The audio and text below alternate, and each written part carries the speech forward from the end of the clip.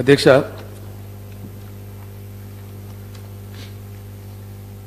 Vote on account budget మీద చర్చలో గౌరవ సభ్యులు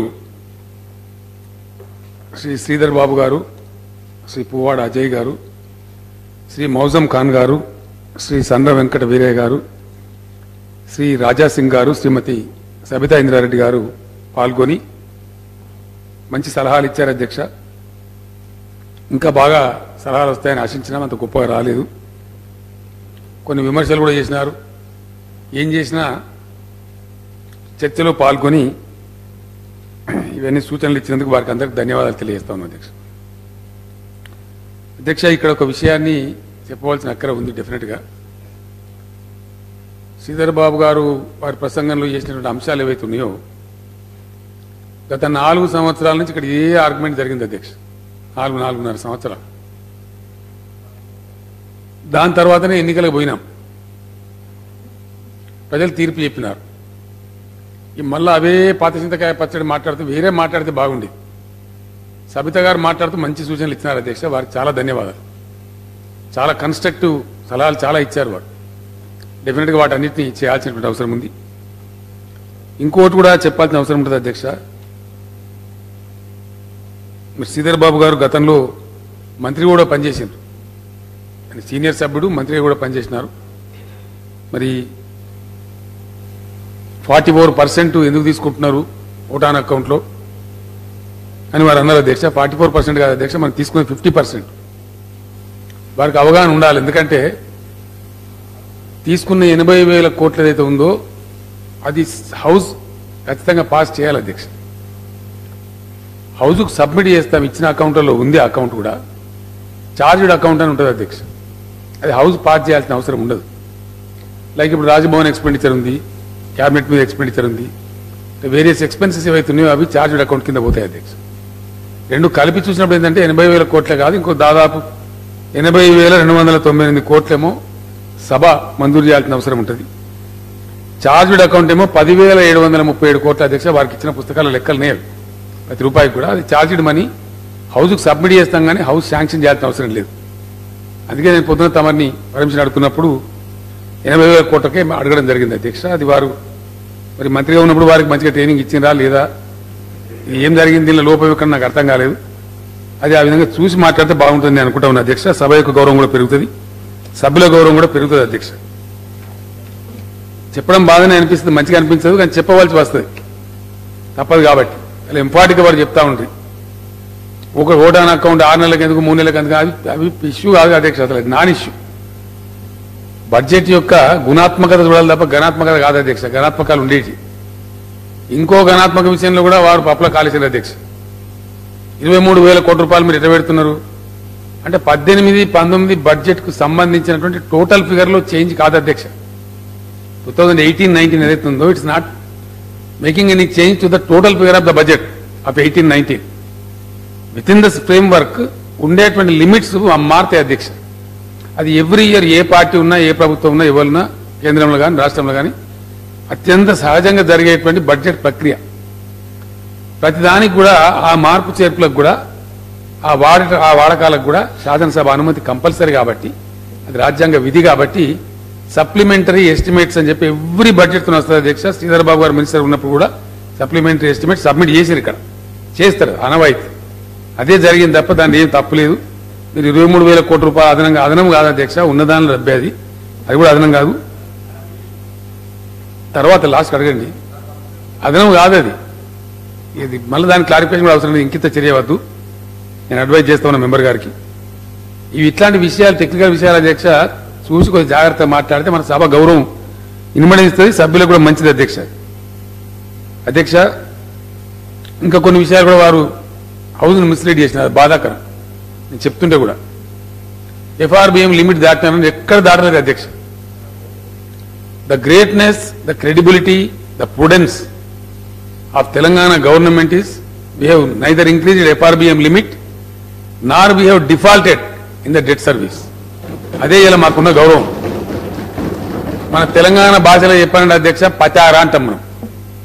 తెలంగాణ ప్రభుత్వం అనుకున్న పచారా ఏంటంటే నార్మల్లీ మనం డబ్బులు తీసుకుంటే మార్కెట్లో బారో చేస్తే reserve bank of India nodal agency అధ్యక్ష మనం వాళ్ళే ప్రకటిస్తారు. మన సొంతంగా పోయి మార్కెట్లో తీసుకొని రాము.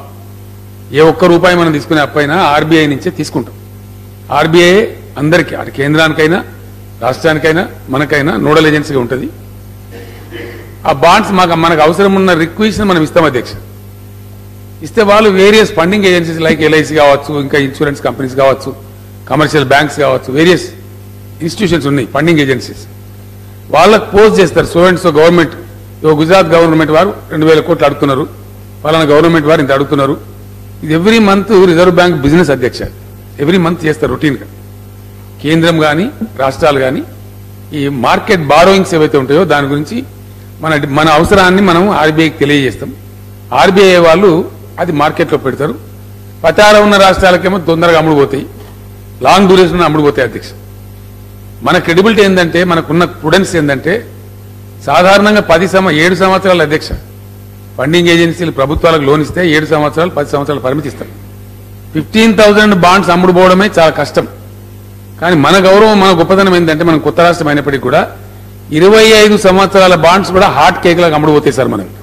మనకు సంబంధించినటువంటి ఈవెన్ ఉదయ్ బాండ్స్, ఎలక్ట్రిసిటీకి సంబంధించిన ఉదయ్ బాండ్స్ కూడా అందరికన్నా నంబర్ 1 తెలంగాణ బాండ్స్ ను పోటీ పడి మరీ బ్యాంకులు కొనుక్కునే అధ్యక్ష. అది మన ప్రుడెన్స్ ను సూచిస్తా ఉంది మనకంటే కూడా. ఎందుకంటే అప్పిచ్చే ఊర్ల సావుకారు కూడా ఎట్లా చూస్తాడు అధ్యక్ష, ఈ మనిషి ఉంటాడా, మళ్ళీ తిరిగి కట్టడా, నమ్మకం ఉంటేనే అప్పిస్తాడని. పెద్ద మనం ఏందో వరల్డ్ బ్యాంకు, ఐఎంఎఫ్, ఇంకేదో నా బాడు గీబాడు అనమాట, అది ఎందుకు అనుకుంటాం ఇంగ్లీష్లో మాట్లాడితే. సేమ్ ఊళ్ళో ఉన్న సావుకారు లెక్కనే ఉంటుంది అధ్యక్ష వాళ్ళ నేచర్ కూడా. ఊళ్ళో ఉన్న సావుకారు అంత హుషారు ఉంటారు, కానీ వీళ్ళు ఇంకా హుషారు ఉంటారు. ఎంత క్రిటికల్ అనాలిసిస్ చేస్తారంటే, ఒక అప్పు కావాలని మనం అడిగితే 1,96 పత్రాలు అడుగుతారు అధ్యక్ష. మన ఆర్థిక శాఖ వాళ్ళు సబ్మిట్ చేయలేక ఇబ్బంది పడతారు. విపరీతమైన క్వశ్చన్లు, విపరీతమైనటువంటి అనాలిసిస్, ఎక్కడ లేని అనాలిసిస్ వాళ్ళ దగ్గర ఉంటుంది.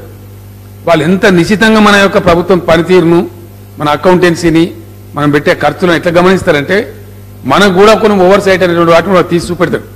మీ లెక్కలు ఇట్లుంది కదనండి, వాటి తీసి అంటాడు. మన ట్యాక్స్ కలెక్షన్ను, మన ఎఫిషియన్సీని, వాటన్నిటిని పరిగణనలోకి తీసుకున్న తర్వాతనే మనకు ఆ డబ్బులు సమకూరుస్తారు తప్ప ఊరికే ఇవ్వరు. కొన్ని రాష్ట్ర ప్రభుత్వాలు ఎంత పని చేసినా, ఎంత బామాలినా కూడా వాళ్ళు డబ్బులు ఇయ్యరు అధ్యక్ష. మనకి ఇస్తున్నది ఈరోజు. ఇంకొక విషయం అధ్యక్ష, నేను ఒక మాట మనవి చేస్తా ఉన్నా. కాంగ్రెస్ పార్టీ గౌరవ సభ్యులు మాట్లాడినారు, మిగతా సభ్యులకు కూడా ఎడ్యుకేషన్ పాయింట్ అని కూడా నేను చెప్తా ఉన్నా అధ్యక్ష. ఇది విజ్డమ్ ఆఫ్ ఎకానమీ అంటారు. దీన్ని అర్థం చేసుకోవాలి మనం. అప్పులు అనేది చాలా 1940s 1950s ముచ్చట అధ్యక్ష. అది రాష్ట్ర ప్రభుత్వాలకు ప్రైవేట్ బడ్జెట్లకు చాలా పెద్ద డిఫరెన్స్ ఉంటుంది అధ్యక్ష. నేను గతంలో కూడా చెప్పిన, కొత్తగా ఎన్నికైన సభ్యులు కూడా చాలా మంది ఉన్నారు కాబట్టి వాళ్ళ బెనిఫిట్ కోసం నేను మళ్ళీ చెప్తా ఉన్నా. ప్రభుత్వాలు చేసేటువంటి అప్పులు ఏవైతే ఉంటాయో అధ్యక్ష, అది ప్రైవేట్ అప్పుల్లాగా ఉండవు. This has to be understood. అది అప్పుగా పరిగణించాం అసలు. దాన్ని తెచ్చి ఎక్కడ పెడతామనేది ఉంటుంది, ఎందుకు వినియోగిస్తామనేది ఉంటుంది, అది క్యాపిటల్ ఎక్స్పెండిచరా మరొకటి అనేది ఉంటుంది. వాటి మీదనే ఆధారపడి వాళ్ళు సమకూరుస్తారు కూడా, సమకూర్చే వాళ్ళు అధ్యక్ష. గవర్నమెంట్ ఎనెక్ట్ అయినాక మీరు మనందరికీ సంతోషం కలిగించే వార్త, ఈ గవర్నమెంట్ ఇప్పుడు 2వ దఫా టీఆర్ఎస్ ప్రభుత్వం ఎలక్ట్ అయిన తర్వాత వితిన్ 5-6 రోజులలో power finance corporation of India, rural electrical corporation of India, ఇంకో సంస్థ కూడా మేము ఒక 15,000 crores మీకు ఇవ్వడానికి రెడీగా ఉన్నామండి, మీరు తీసుకోండి అని చెప్పినారు అధ్యక్ష. నాకే ఫోన్ చేసి చెప్పినారు. దట్ ఇండికేట్స్, నేను రామచంద్రరావు గారికి చెప్పినాను, కాళేశ్వరం ప్రాజెక్టులో చివరి భాగం ఉందండి, దానికోసం తీసుకురాని డబ్బులు వాళ్ళు రెడీ ఉన్నారని చెప్తే మన చీఫ్ సెక్రటరీ గారు, ఫైనాన్స్ సెక్రటరీ గారు ఆ ప్రయత్నంలో ఉన్నారు అధ్యక్ష.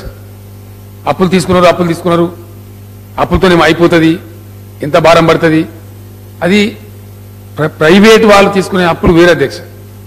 బడ్జెట్ మేకింగ్ లో కూడా దాన్ని ఏమంటారంటే నిధుల యొక్క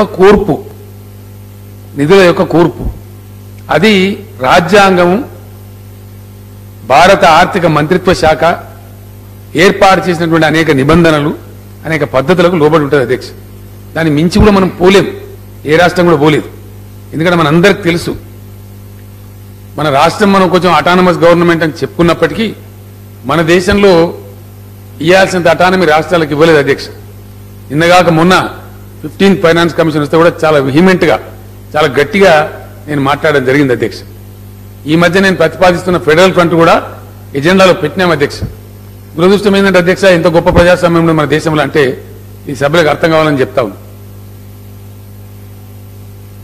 అభివృద్ధి ప్రజల జీవిక ఆ ప్రాథమికతలు పోయి దురదృష్టవశాత్తు పొలిటికల్ ప్రయారిటీ ముందుకు వస్తూ ఉంది అధ్యక్ష.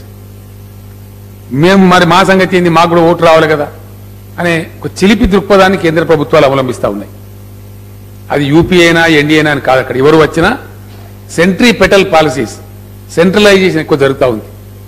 దురదృష్టం ఏంటంటే రాష్ట్రాల పరిధిలో ఉన్నటువంటి అనేక శాఖలు, అనేక సబ్జెక్ట్స్ ను గత కాంగ్రెస్ ప్రభుత్వాలు ప్లస్ ఎన్డీఏ ప్రభుత్వం ఇద్దరు కూడా కంకరెంట్ లిస్ట్ లో పెట్టినారు.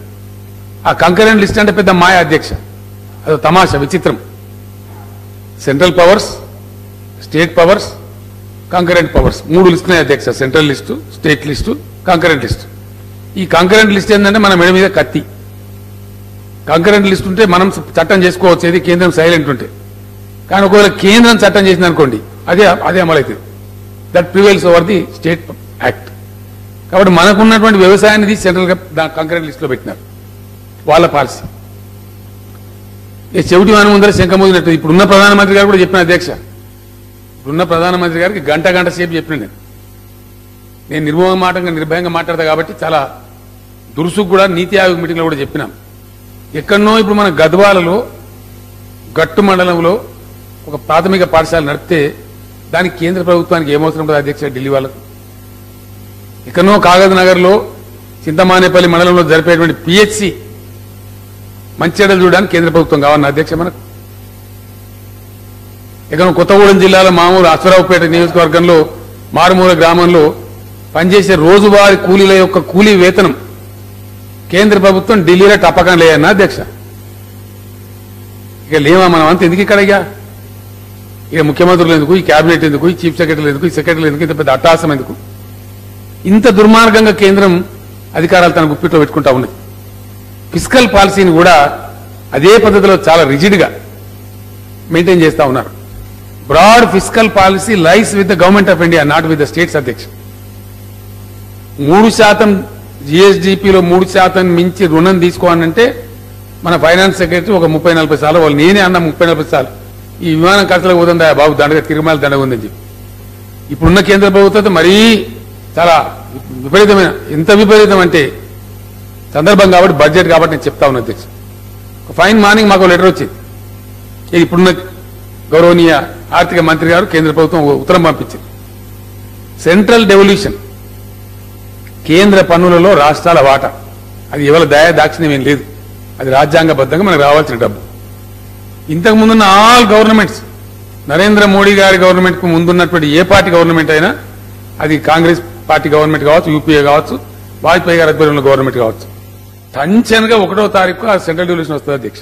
టెన్షన్గా ఒక గంట కానీ ఒక రోజు కానీ తేడా రాదు. దాని మీద ఆధారపడి మన శాలరీస్ మంచి చేయడం, మన వ్యవహారం మీద మనం చేస్తూ ఉంటాం. ఈ గవర్నమెంట్ భారత ఆర్థిక మంత్రి గారు ఒక లెటర్ రాసినారు ఒక రోజు.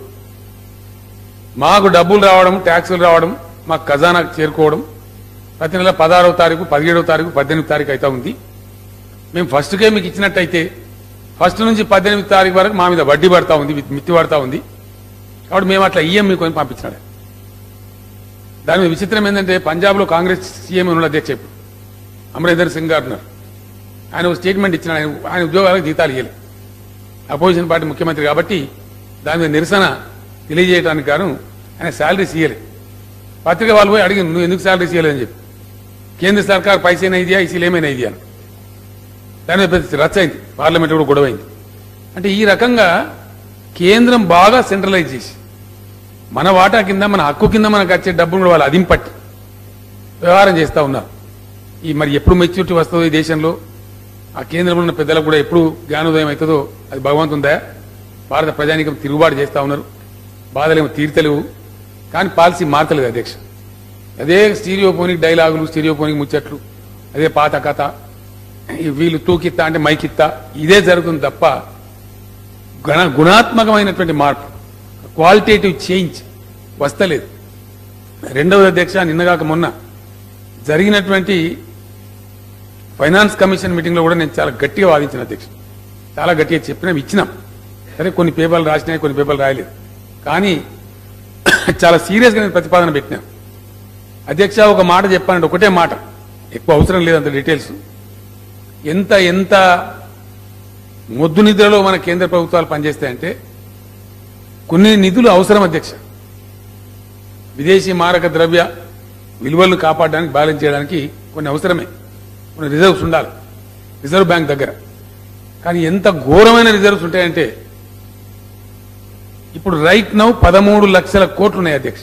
రైట్ నౌ మహారత్న నవరత్నాలను ఉండేటి అధ్యక్ష, ఇప్పుడు మహారత్నాలైంది. వాళ్ళ దగ్గర సుమారు ఇంచుమించుగా ఒక 11 లక్షల కోట్లు ఉన్నాయి. వాళ్ళు ఏం చేస్తారంటే అధ్యక్ష, ప్రతి 15 రోజులకు ఒకసారి ఆక్షన్ చేస్తారు ఆ డబ్బును. ఎక్స్ బ్యాంక్ నుంచి వై బ్యాంకు, వై బ్యాంక్ నుంచి జడ్ బ్యాంకు, అంతే. ఆ డబ్బా అనేది తిరుగుతుంటుంది బ్యాంకుల మధ్య. 23 లక్షల కోట్లు. ఎంత పెద్ద డబ్బా అధ్యక్ష, ఆల్మోస్ట్ కేంద్ర ప్రభుత్వ బడ్జెట్ సమానం. వికసిస్తున్నటువంటి, అభివృద్ధి చెందుతున్నటువంటి భారతదేశం లాంటి దేశానికి ఈ డబ్బు అంత ఐడిల్ గా పడి ఉండడం అవసరమా? It's a crime. నేను చెప్పిన అధ్యక్ష నిర్భయంగా, చాలా నిర్మోహమాటంగా చెప్పినా. మీరు బయట డైలాగులు బాగా చెప్తున్నారండి. లేదు, మీరు కోఆపరేటివ్ ఫెడరలిజం అన్నారు మోడీ గారు. ఎక్కడ తెచ్చింది కోఆపరేటివ్ ఫెడరలిజము? అసలు కోఆపరేషనే లేదు. చాలా స్పష్టంగా చెప్పినాం అధ్యక్ష. పరిస్థితులు మారినా కొద్దికి పాలక వర్గాల యొక్క ఆలోచన విధానం మారాలి, డైనమిక్ గా ఉండాలి, ఆ పేస్ మెయింటైన్ చేయాలి, ఆ స్థాయి మెయింటైన్ చేయాలి. మార్పుకు అనుగుణమైన పద్ధతిలో పరిపాలకులు మారకపోతే మన దేశంలో ఉన్న పరిస్థితులు ఉంటాయి అధ్యక్ష. ఎందుకు ఇలా దళితులు క్రై చేస్తున్నారు అధ్యక్ష, కన్యాకుమారి నుంచి కాశ్మీర్ వరకు? ఏం కారణం? 73 ఏళ్ళు అయిపోయింది, ఇంకెప్పుడు అధ్యక్ష? ఎందుకు గిరిజనులు లబోదిబోమంటున్నారు? ఎందుకు ఇప్పుడు రెడ్లు కూడా మాకు కార్పొరేషన్ కావాలంటున్నారు, వైశ్యులు మాకు కార్పొరేషన్ కావాలంటున్నారు, వెలుమలు వచ్చి మమ్మల్ని ఎస్సీలు కలపమని అడుగుతున్నారు? ఇదేం కథ? ఇది ఎందుకు జరుగుతుంది? ఇది ఎక్కడ ఉంది దీనికి? అంటే ఎక్కడ అంటే మన పక్కకే ఉంది అధ్యక్ష. మనకు జియోగ్రఫికల్ కనెక్ట్ ఉంది. ఉత్తమ్ కుమార్ గారు వారు ఆర్మీలో పనిచేసిన వారికి బాగా తెలుసు. చైనా హిమాలయాలకు అటువైపు ఉంది, మనం ఇటువైపు ఉన్నాం అధ్యక్ష. మనకంటే జిఎస్డిపి తక్కువ, 77, 78 వరకు, 80 వరకు కూడా ఆల్మోస్ట్ మనకంటే తక్కువ. మనకన్నా పరమ దరిద్రంలో ఉన్నారు. కరువులు వస్తే 3.5-4 లక్షల మంది ఒక కరువులో, 7 లక్షల మంది ఒక కరువులో, 10 లక్షల మంది చచ్చిపోయారు అధ్యక్ష. 2 సార్లు ఫ్యామిలీ వస్తే మావో గారు అధ్యక్షులు ఉన్నప్పుడు. అదేవిధంగా ఏరియబుల్ ల్యాండ్, చాలా పెద్ద దేశం, మనతో 2.5 టైమ్స్ ఉంటుంది అధ్యక్ష. కానీ చాలా డిసడ్వాంటేజ్ ఉంటుంది. అంత హిల్లీ ఏరియా ఉంటుంది, మౌంటైన్స్ ఉంటాయి. వ్యవసాయం చేసే భూమి భారత్ కంటే తక్కువ, చాలా తక్కువ. ఆ వెస్టర్న్ చైనా అంతా కూడా భయంకరమైన డిజర్ట్స్ ఉంటాయి అధ్యక్ష. ఆ విధంగా చాలా అననుకూలతలు, ఎన్నో అననుకూలతలు, ఎన్నో రకమైనటువంటి ప్రతికూలతలు ఉండి ఆల్మోస్ట్ 1980 వరకు మనకంటే పేదరికంగా ఉండి జిఎస్డిపి తక్కువ ఉన్న చైనా ఈరోజు second largest economic power, first largest army power or second largest army power in the world. Uttam Kumar Reddy garu వారికి బాగా తెలుసు. Probably second largest army power అనుకుంటున్నాను.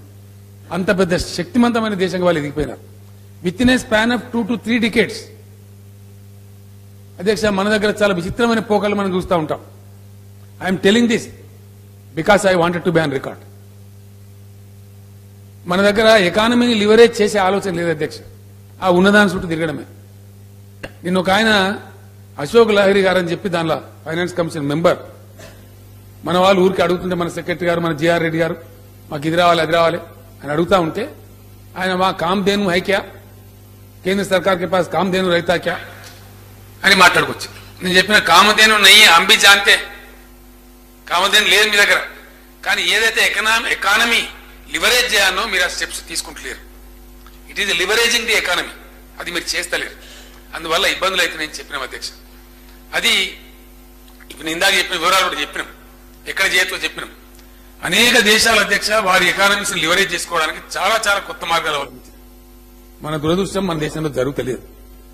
చెవిటి వారి ముందు శంఖ ముదినట్టే ఉంది. ఇన్కమ్ ట్యాక్స్ ఎగ్గొట్టిన వాళ్ళు ఉంటారు కదా అధ్యక్ష, అందరికి తెలుసు మనకు. దాన్ని సిగ్గుపడేదేం లేదు, దాచేదేం లేదు. మన దేశంలో ఇప్పటికో 15 సార్లు 14 సార్లు అమ్నెస్టీ ఇచ్చినారు. వాలంటరీ డిస్క్లోజర్ స్కీమ్ అని, ఇంకోటని ఇంకోటని. ఇందిరాగాంధీ గారి టైం నుంచి మొదలుకొని ఇప్పటిదాకా చాలా మంది ప్రధానమంత్రులు ఇచ్చినారు. మన మోడీ గారు కూడా ఇచ్చినారు. ఇండోనేషియాలో ఇచ్చినారు అధ్యక్ష. మనకన్నా చాలా చిన్న దేశం, జనాభాలో కానీ ఎకానమీలో కానీ దేనిలో కానీ.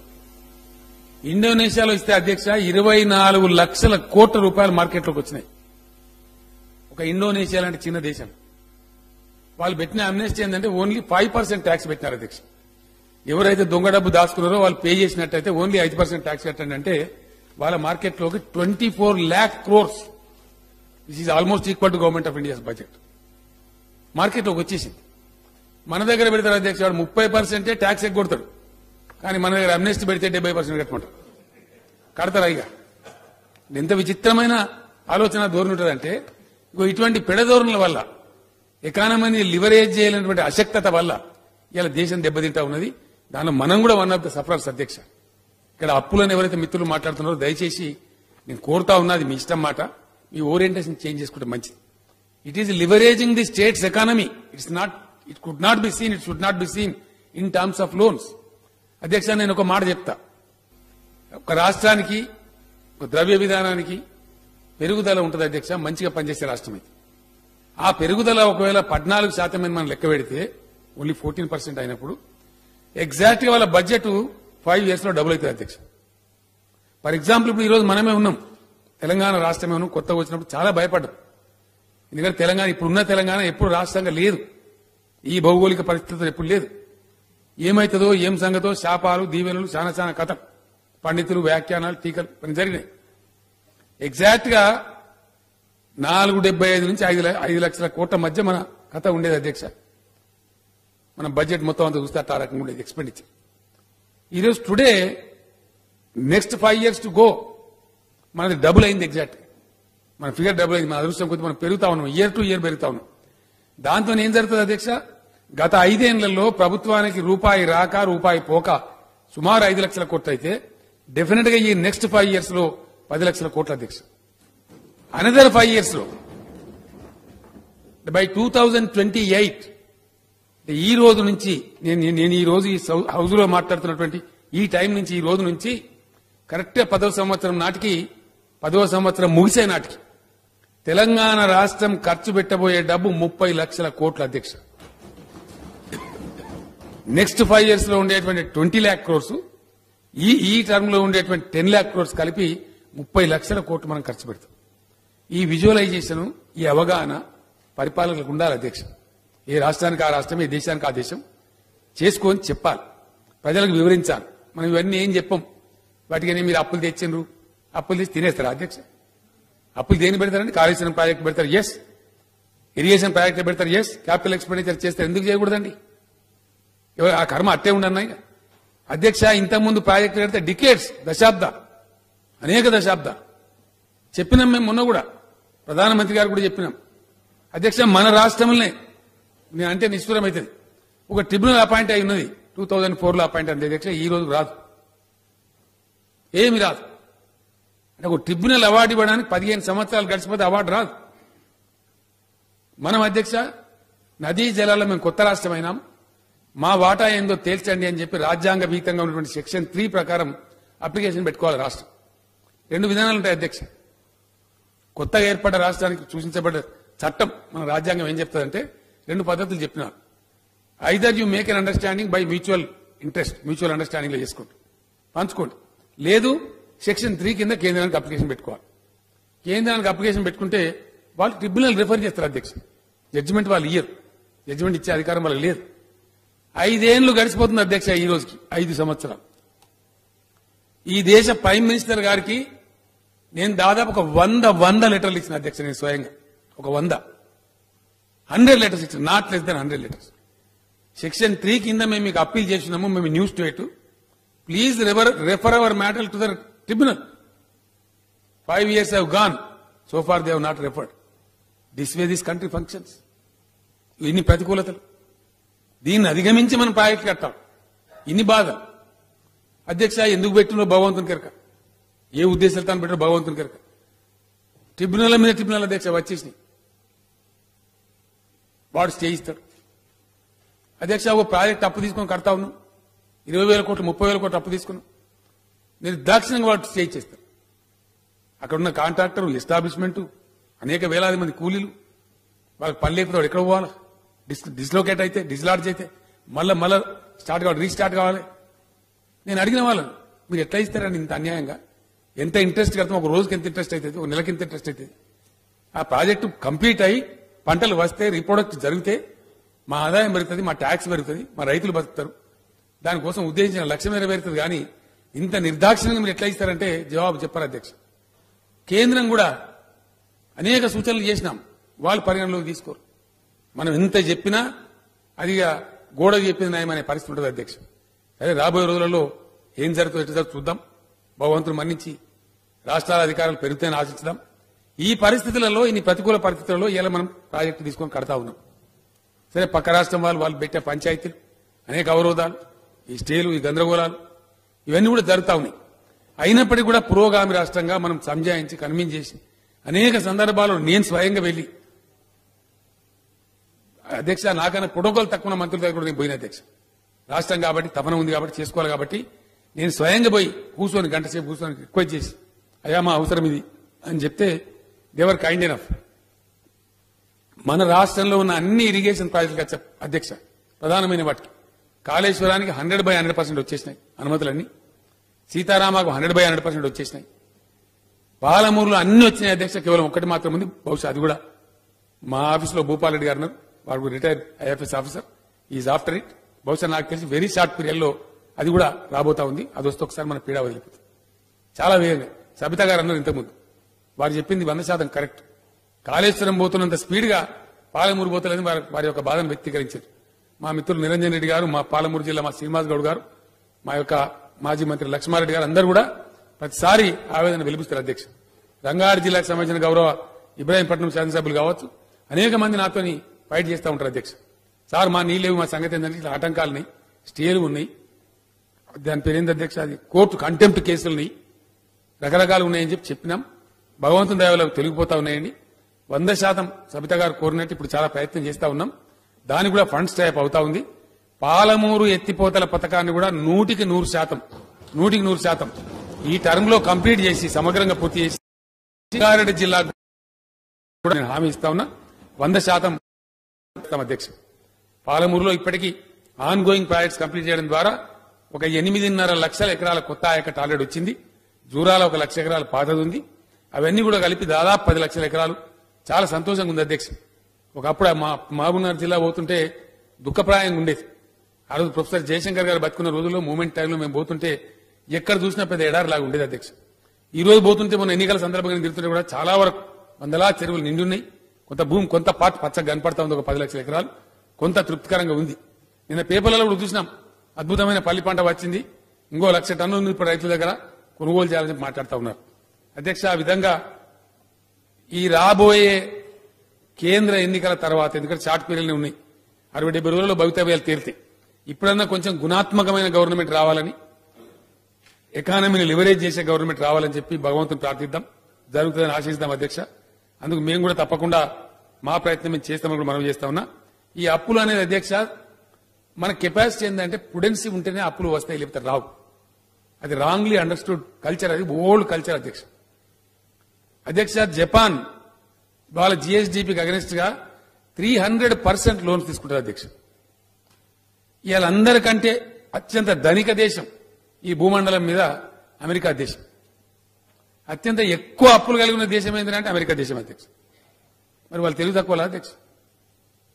వాళ్ళ జిఎస్డిపిలో అనేక % వాళ్ళది ఉంటుంది. మనం ఏదో అనవసరమైన భయాలకు గురై చైనా అధ్యక్ష, చైనా కూడా వాళ్ళు అట్లే కన్జర్వేటివ్ గా ఉన్నారు.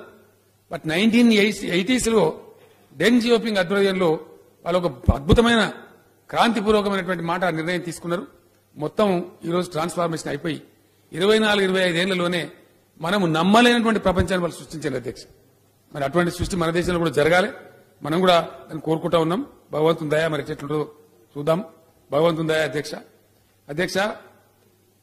ఈ టర్మ్ లో నేను స్పష్టంగా మనం చేస్తాను, దీనిలో దాచేది ఏం అక్కర్లేదు. గతం మేము వచ్చే వరకు ఉన్నటువంటి ఒక 70-80 వేల కోట్ల అప్పులు కావచ్చు, మేము వచ్చిన తర్వాత తీసుకున్న అప్పులు కావచ్చు, అవి ఎఫ్ఆర్బిఎం కావచ్చు, నాన్ ఎఫ్ఆర్బిఎం కావచ్చు, ఏమైనా కావచ్చు, వాటన్నిటి రీపేమెంట్ ను చాలా ప్రొడెంట్ గా ఇస్తాను. ఒక్క రోజు కూడా మనం డిఫాల్ట్ కాలే అధ్యక్ష, ₹1 కూడా ఎప్పుడు నో.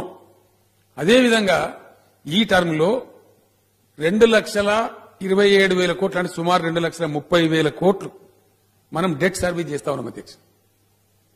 గతంలో పాత అప్పులు, తెలంగాణ ఏర్పడక ముందు తెలంగాణకు వారసత్వంలో వచ్చిన అప్పులు కావచ్చు, తెలంగాణ ఏర్పడిన తర్వాత తీసుకున్న అప్పులు కావచ్చు, అన్ని కలిపి ఈ 5 ఏళ్లలో డెఫినెట్ గా మనం దాన్ని 2,30,000 కోట్లు రుణాలు సర్వీస్ చేయబోతా ఉన్నాం అధ్యక్ష. అందుకే ఈ బడ్జెట్ కూడా పెట్టినాం. ఈ సంవత్సరం ఎంతుందో పెట్టినాం. ఆ ప్రుడెన్స్ మనకుంది, ఆ కెపాసిటీ ఉంది, మనకు ఆ శక్తి ఉంది, రీపేయింగ్ కెపాసిటీ ఉంది. అదేవిధంగా ఈ మధ్యనే రిజర్వ్ బ్యాంక్ వారు సభ్యుల యొక్క సమాచారం కోసం నేను మనవి చేస్తా ఉన్నా. రాష్ట్ర ప్రభుత్వాలు కావచ్చు, కేంద్ర ప్రభుత్వం కావచ్చు, వివిధ సంస్థలు కావచ్చు, అంటే మన ఎలక్ట్రిసిటీ డిస్కామ్లు కావచ్చు, ఎలక్ట్రిసిటీ కంపెనీస్ కావచ్చు, ట్రాన్స్కో జెన్కో అటువంటి సంస్థలు కావచ్చు, దేశవ్యాప్తంగా ఉండే వాళ్ళందరికీ, మన ఒక్కరే కాదు అధ్యక్ష, రుణాల రీషెడ్యూల్ కోసం అవకాశం ఇచ్చింది. మొన్ననే నేను ప్రత్యేకంగా ఫైనాన్స్ సెక్రటరీ గారు, చీఫ్ సెక్రటరీ గారు అందరం కూర్చొని చాలా దీర్ఘమైన ఆలోచన చేసినాం. నేను వారికి స్పష్టమైన ఆదేశాలు ఇవ్వడం జరిగింది. ఈ అసెంబ్లీ అయిపోయిన మరుక్షణం నుంచి టోటల్ లోన్స్ మన స్టేట్ కు రీషెడ్యూల్ చేయించండి, మనకు చాలా క్వశ్చన్ కూడా ఉంది కాబట్టి చేయమని చెప్పినాం. దాంతో కొంత డబ్బు అదనం కలిసి వస్తుంది అధ్యక్ష.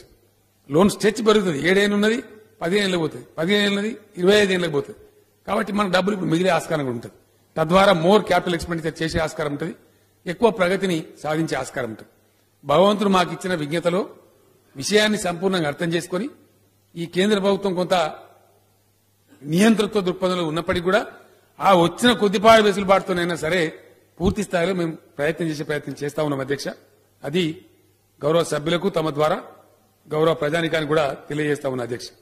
నేను మళ్ళా కూడా శ్రీధర్ బాబు గారు, మీకు somebody wrongly told you, Peddampet, Mahadevpur, Kataram మండలాల యొక్క పరిస్థితి సబ్సిడీ నేను మళ్ళా తెలుసుకున్నాను.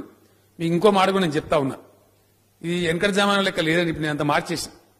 This can be watched online also. ఎక్కడ ఎంత సప్లై అవుతుంది ఏ కేబుల్ మీద అనేది ఇట్ ఇస్ ఆన్లైన్. నా కంప్యూటర్లో ఉంది, నా ఐప్యాడ్లో ఉంది. నేను ఆల్మోస్ట్ ఎవ్రీడే చూస్తూ ఉంటాను. తమరు కావాలంటే నేను పంపిస్తే ఎలక్ట్రిక్ ఇంజనీర్లను మీ కంప్యూటర్లో కూడా దయచేసి పెట్టండి.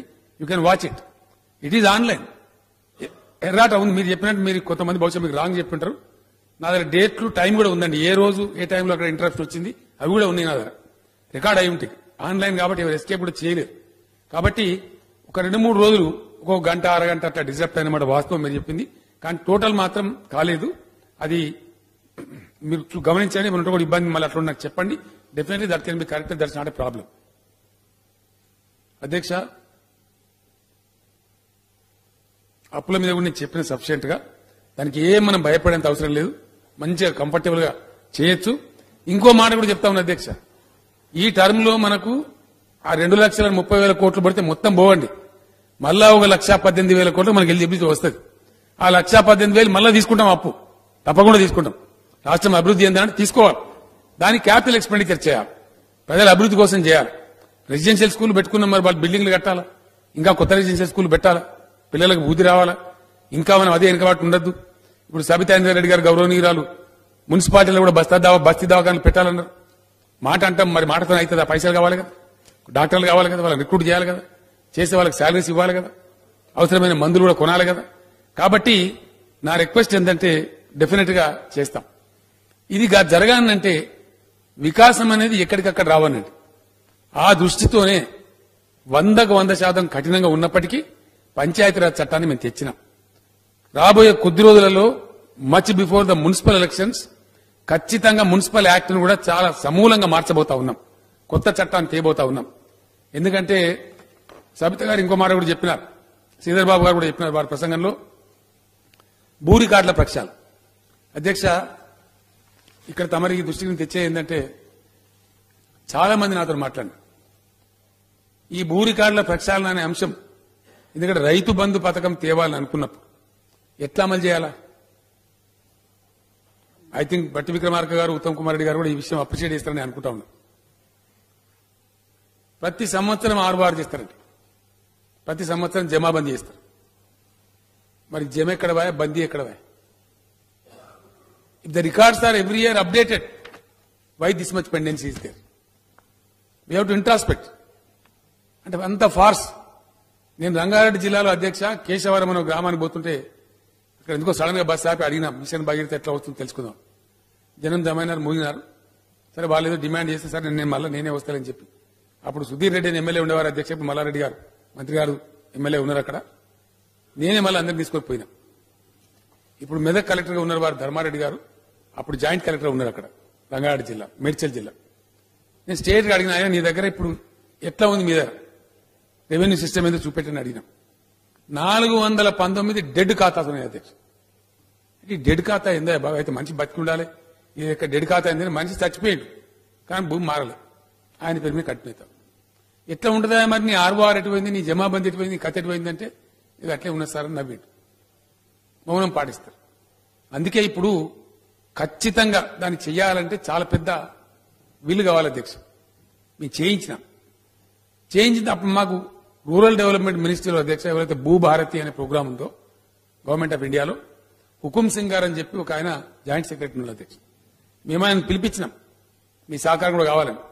ఆయన చెప్పినాడు, మేము 3 రాష్ట్రాలు చేయడానికి పోయినామండి, బీహార్లో స్టార్ట్ చేసినాం, కంప్లీట్ రెవెన్యూ సిబ్బంది పోయినారు, ఇంకో రాష్ట్రంలో చేసినాం, అక్కడ కూడా రెసిస్టెన్స్ వచ్చింది. నరేంద్ర మోదీ గారి ఎవరైతే స్వయంగా ప్రధానమంత్రి ఉన్నారో వారి రాష్ట్రంలో అక్కడ ముఖ్యమంత్రి ఉన్నప్పుడు వారు చేసినారు.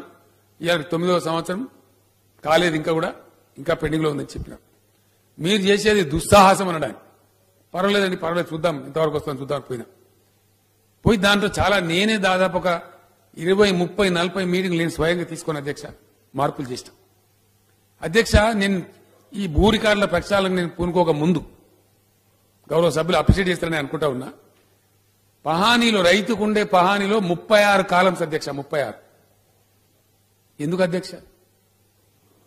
అది ఇవనికి అర్థం కాదు. ఆ గజిబిజి ఎందుకు ఉండాలి? భూమి సంబంధించిన రికార్డు సబితాంద్ర రెడ్డి గారు, ఒకే సబితాంద్ర రెడ్డి గారు పేరు పట్టదారు దక్ష. శ్రీధర్ బాబు గారు ఇంతకుముందు కౌలు రైతను ఉంటారండి, కౌలు రైతులు ఉంటారు. అధ్యక్ష నేనే ఉన్నా, నాకు ఇప్పుడు ఈ సంవత్సరం వెళ్తే బాగుంది, నా వ్యవసాయం నేను చేసుకోను, లేదు నెక్స్ట్ ఇయర్ నాకు చేత కాలేదు, ఇంకో ఆయన కౌలుకి ఇస్తాను, ఆ మర్నాడు ఇంకో ఆయన 2,000 ఎక్కువ ఇస్తాను, ఇంకో ఆయనకి ఇస్తాను, 3వ సంవత్సరం ఇంకో ఆయనకి ఇవ్వచ్చు. ఇక గవర్నమెంట్ ఇదే పని అధ్యక్ష.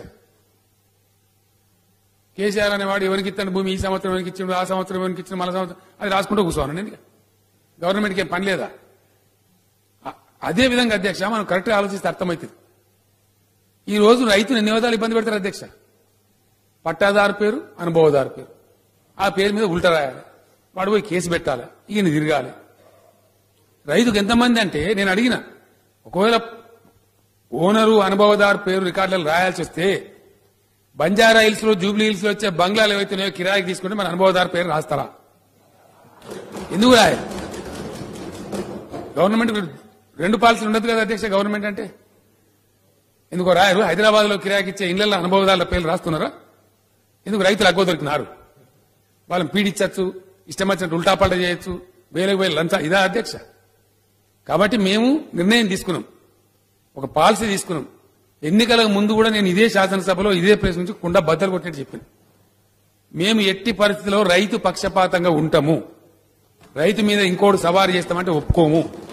ఆ రైతులు ఎంత కష్టపడి వాళ్ళు భూములు కాపాడుకుంటారో మాకు తెలుసు అధ్యక్ష. మేము కాపోలమే, మేము రైతులమే, మాకు వ్యవసాయం ఎన్సెస్ట్రల్ గా ఉంది, తమరు కూడా రైతే.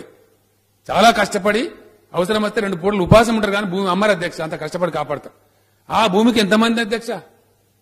ఇక ద్రౌపదికి 5 భర్తలు అయితే ఆయనకు 10 మంది భర్తలు.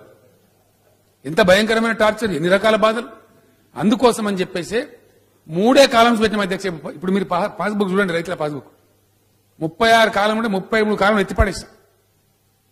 వాళ్ళంతా చాలా మంది ఆ ట్రెడిషనల్ సాంప్రదాయ రెవెన్యూ ఆలోచన సరళ రోజులందరూ అబ్బా సార్ చాలా ప్రమాదం ఇది, మీరు మొత్తం మారుస్తున్నారు, ఏం భూకంపం రాదు, ఎవరు చచ్చిపోయాయని చెప్పి ఏడాది అయిపోయింది అధ్యక్ష, ఎవరు చావలే, అందరు సుభిక్షంగానే ఉన్నారు, రైతులు మాత్రం సంతోషంగా ఉన్నారు. ఆ కాలమ్స్ పోయినాయి, అనుభవదారు లేదు, ఏం లేదు.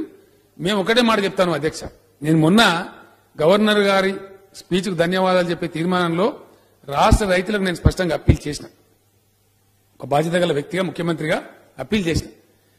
మీకు కొంత డబ్బు ప్రభుత్వం ఇస్తుంది కాబట్టి 4,000 8,000 చేస్తున్నాం, 5,000 చేస్తున్నాం కాబట్టి కౌలు రైతులకు మీరు కూడా మానవీయ కోణంలో మీరు సహకరించండి అని చెప్పిన.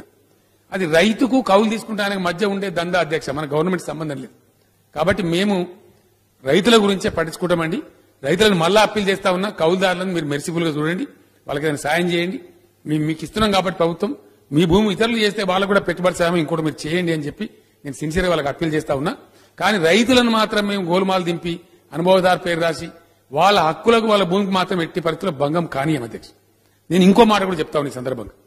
ఈ మధ్యనే మన ప్రభుత్వ ప్రధాన సలహాదారు మన మాజీ చీఫ్ సెక్రటరీ రాజీవ్ శర్మ గారిని రిక్వెస్ట్ చేసిన. దేశంలో ఏమైంది అధ్యక్ష, మన దగ్గర పాలసీ బాగా లేదు, ఈసారి మేము మంచి పాలసీ తేవాలని ప్రయత్నం చేస్తా ఉన్నాం. తెస్తాం డెఫినెట్ గా. ఎందుకంటే ఊకే డబ్బులు బడ్జెట్ లెక్కలే కాదు, ఇదే కాదు. One good policy will be more powerful than the financial sanction. ఒక మంచి పాలసీ తెస్తాం, డెఫినెట్ తెస్తాం. ఈ టర్మ్ లో మేము ఆ ప్రయత్నంలో ఉన్నాం. కంక్లూజివ్ టైటిల్ లేదు అధ్యక్ష. కంక్లూజివ్ టైటిల్ ఉందా అధ్యక్ష? నా భూమి ఏమేమి టైటిల్ లేదు, నాకు ఓనర్షిప్ ఇష్టం వచ్చిన పద్ధతిలో ఉంది. కాబట్టి ఇష్టం వచ్చిన వాళ్ళు ఆక్రమణలు కూడా చేస్తా ఉన్నారు. ఒక బలమున్న వ్యక్తి, బలీయమైన వ్యక్తి ఆయన ఇంట్లో వచ్చి నాదే పోయిల్లు అని ఎల్లగొట్టేస్తే చేసే పరిస్థితి కూడా లేదు అధ్యక్ష. There is no conclusive title. ఈ దేశంలో లేదు కంక్లూజివ్ టైటిల్, లేదు కాబట్టి ఇవన్నీ జరుగుతా ఉంది. కంక్లూజివ్ టైటిల్ పెట్టినామనుకోండి, ఎవరు రెస్పాన్సిబిలిటీ తీసుకోవాలా? Government shall hold the responsibility. అతనికి అది ఇబ్బంది వస్తే once government confers the conclusive title, then government ఇది రెస్పాన్సిబుల్. అతనికి ఏదైనా ఇబ్బంది వస్తే ఏమైందంటే గవర్నమెంట్ డబ్బులు కట్టియాలి అతనికి. అటువంటిది లేక, అటువంటి ఏర్పాట్లు మన దేశంలో లేక చాలా గందరగోళాలు జరుగుతూ ఉన్నాయి. కాబట్టి దాని మీద మన రాష్ట్రంలో మనం ఇద్దాం కంక్లూజివ్ టైటిల్ అని చెప్పి నేను చెప్పిన అధ్యక్ష. వాళ్ళ అధికారులు చట్టపరంగా న్యాయపరంగా అన్ని కూడా ఎగ్జామిన్ చేస్తా ఉన్నారు. అన్ని అనుకూలిస్తే ఆ కంక్లూజివ్ టైటిల్ తెస్తే ప్రజలకు అద్భుతమైన రక్షణ వస్తుంది అధ్యక్ష. వాళ్ళ ప్రాపర్టీ సేఫ్ గా ఉంటాయి. వ్యవసాయ భూమి కావచ్చు, సొంత గృహం కావచ్చు, ఇంకోటి కావచ్చు, చాలా సేఫ్ గా ఉండే ఆస్కారం ఉంటుంది. కంక్లూజివ్ టైటిల్ పెట్టినప్పుడు ఏదైనా సంభవిస్తే ప్రభుత్వం భరించడానికి సిద్ధంగా ఉండేటువంటి స్థాయికి ఎదగాల్సినటువంటి అవసరం ప్రభుత్వానికి ఉంటుంది. కాబట్టి ఆ దిశగా భూ రికార్డుల ప్రక్షాళన ఎన్ని అవాంతరాలు ఎదురైనా ఎట్టి పరిస్థితులలో నెక్స్ట్ 6-7 నెలల్లో సమగ్రంగా కంప్లీట్ చేస్తామండి. కొన్ని భూములు పార్టీ 8Bలో ఉన్నాయి, డెఫినెట్ గా ఉన్నాయి. ఎందుకంటే అధ్యక్ష గతంలో ఎవరు పట్టించుకోలే. దాదాపు 10 లక్షల ఎకరాల భూమి అటవీ శాఖకు, రెవెన్యూ శాఖకు డిస్ప్యూట్ ఉంది. అది చెప్పాలంటే గంట అవుతుంది అధ్యక్ష. నేను అంత టైం తీసుకోను. అటు జరిగింది గతంలో, ఎవరిని నిందించే లాభం లేదు. రెండు గవర్నమెంటే, వీళ్ళ ప్రభుత్వమే వాళ్ళ ప్రభుత్వం. ఇది మాదే నేనంటాడు, ఇది మాదే నేనంటాడు. అవి పార్ట్ బిలో పెట్టిండ్రు అధ్యక్ష. ఎన్నో ప్రాజెక్టులకు, ఎన్నో రైల్వే లైన్లకు, ఎన్నో నేషనల్ హైవేస్కు, ఎన్నో ప్రభుత్వ భవనాలకు కొందరు డొనేషన్ ఇచ్చారు, ప్రభుత్వం అక్వైరీ చేసింది. ఒక్కటంటే ఒక్కటి మార్చలేదు అధ్యక్ష టైటిల్. ఇప్పుడు మేము మార్పిస్తున్నాం. సబ్ స్టేషన్లు కట్టినాం, ఒక్కదాని కూడా విద్యుత్ శాఖ అధికారం లేదు. ఎవరైతే ఓనర్ డొనేషన్ ఇచ్చిండో ఆయన పేరు మీద ఉంది. వికారాబాద్ జిల్లాలో ఒక ఆయన మనం రెవెన్యూ దానిలో పిలవడానికి వస్తే రిటైర్డ్ ఆర్డీఓ, సార్ మా నాయన ఇచ్చిండు, మా ఊళ్ళో హై స్కూల్ ఉన్నది, ఇయ్యాడు కూడా పట్ట మా పేరు మీద సార్ అని చెప్పి. ఎవరు మార్చలే. మేము ఆదేశం ఇచ్చినాం, అవన్నీ మారుస్తున్నాం. ఆల్రెడీ ఇప్పుడు రికార్డు చేసినాం. భూ రికార్డుల ప్రక్షాళనలో భాగంగా పవర్ స్టేషన్ ఉంటే దాని విద్యుత్ అని రాసినాం. పిహెచ్సి ఉంటే దాని వైద్య శాఖ అని రాసినాం. ఇన్వెంటరీ లిస్ట్ లేవు అధ్యక్ష. పోలీస్ శాఖ కింద ఎంత భూమి ఉన్నది, there is no inventory. Most unfortunate. మీ సబ్ స్టేషన్లు ఎంతనా అని కరెంట్ డిపార్ట్మెంట్ పిలిచి అడిగి ఇన్వెంటరీ అడిగితే లేదు, టైటిల్ వాళ్ళ పేరు మీద లేదు. నేను ఎవరు నిందించాలి అధ్యక్ష దీనికి?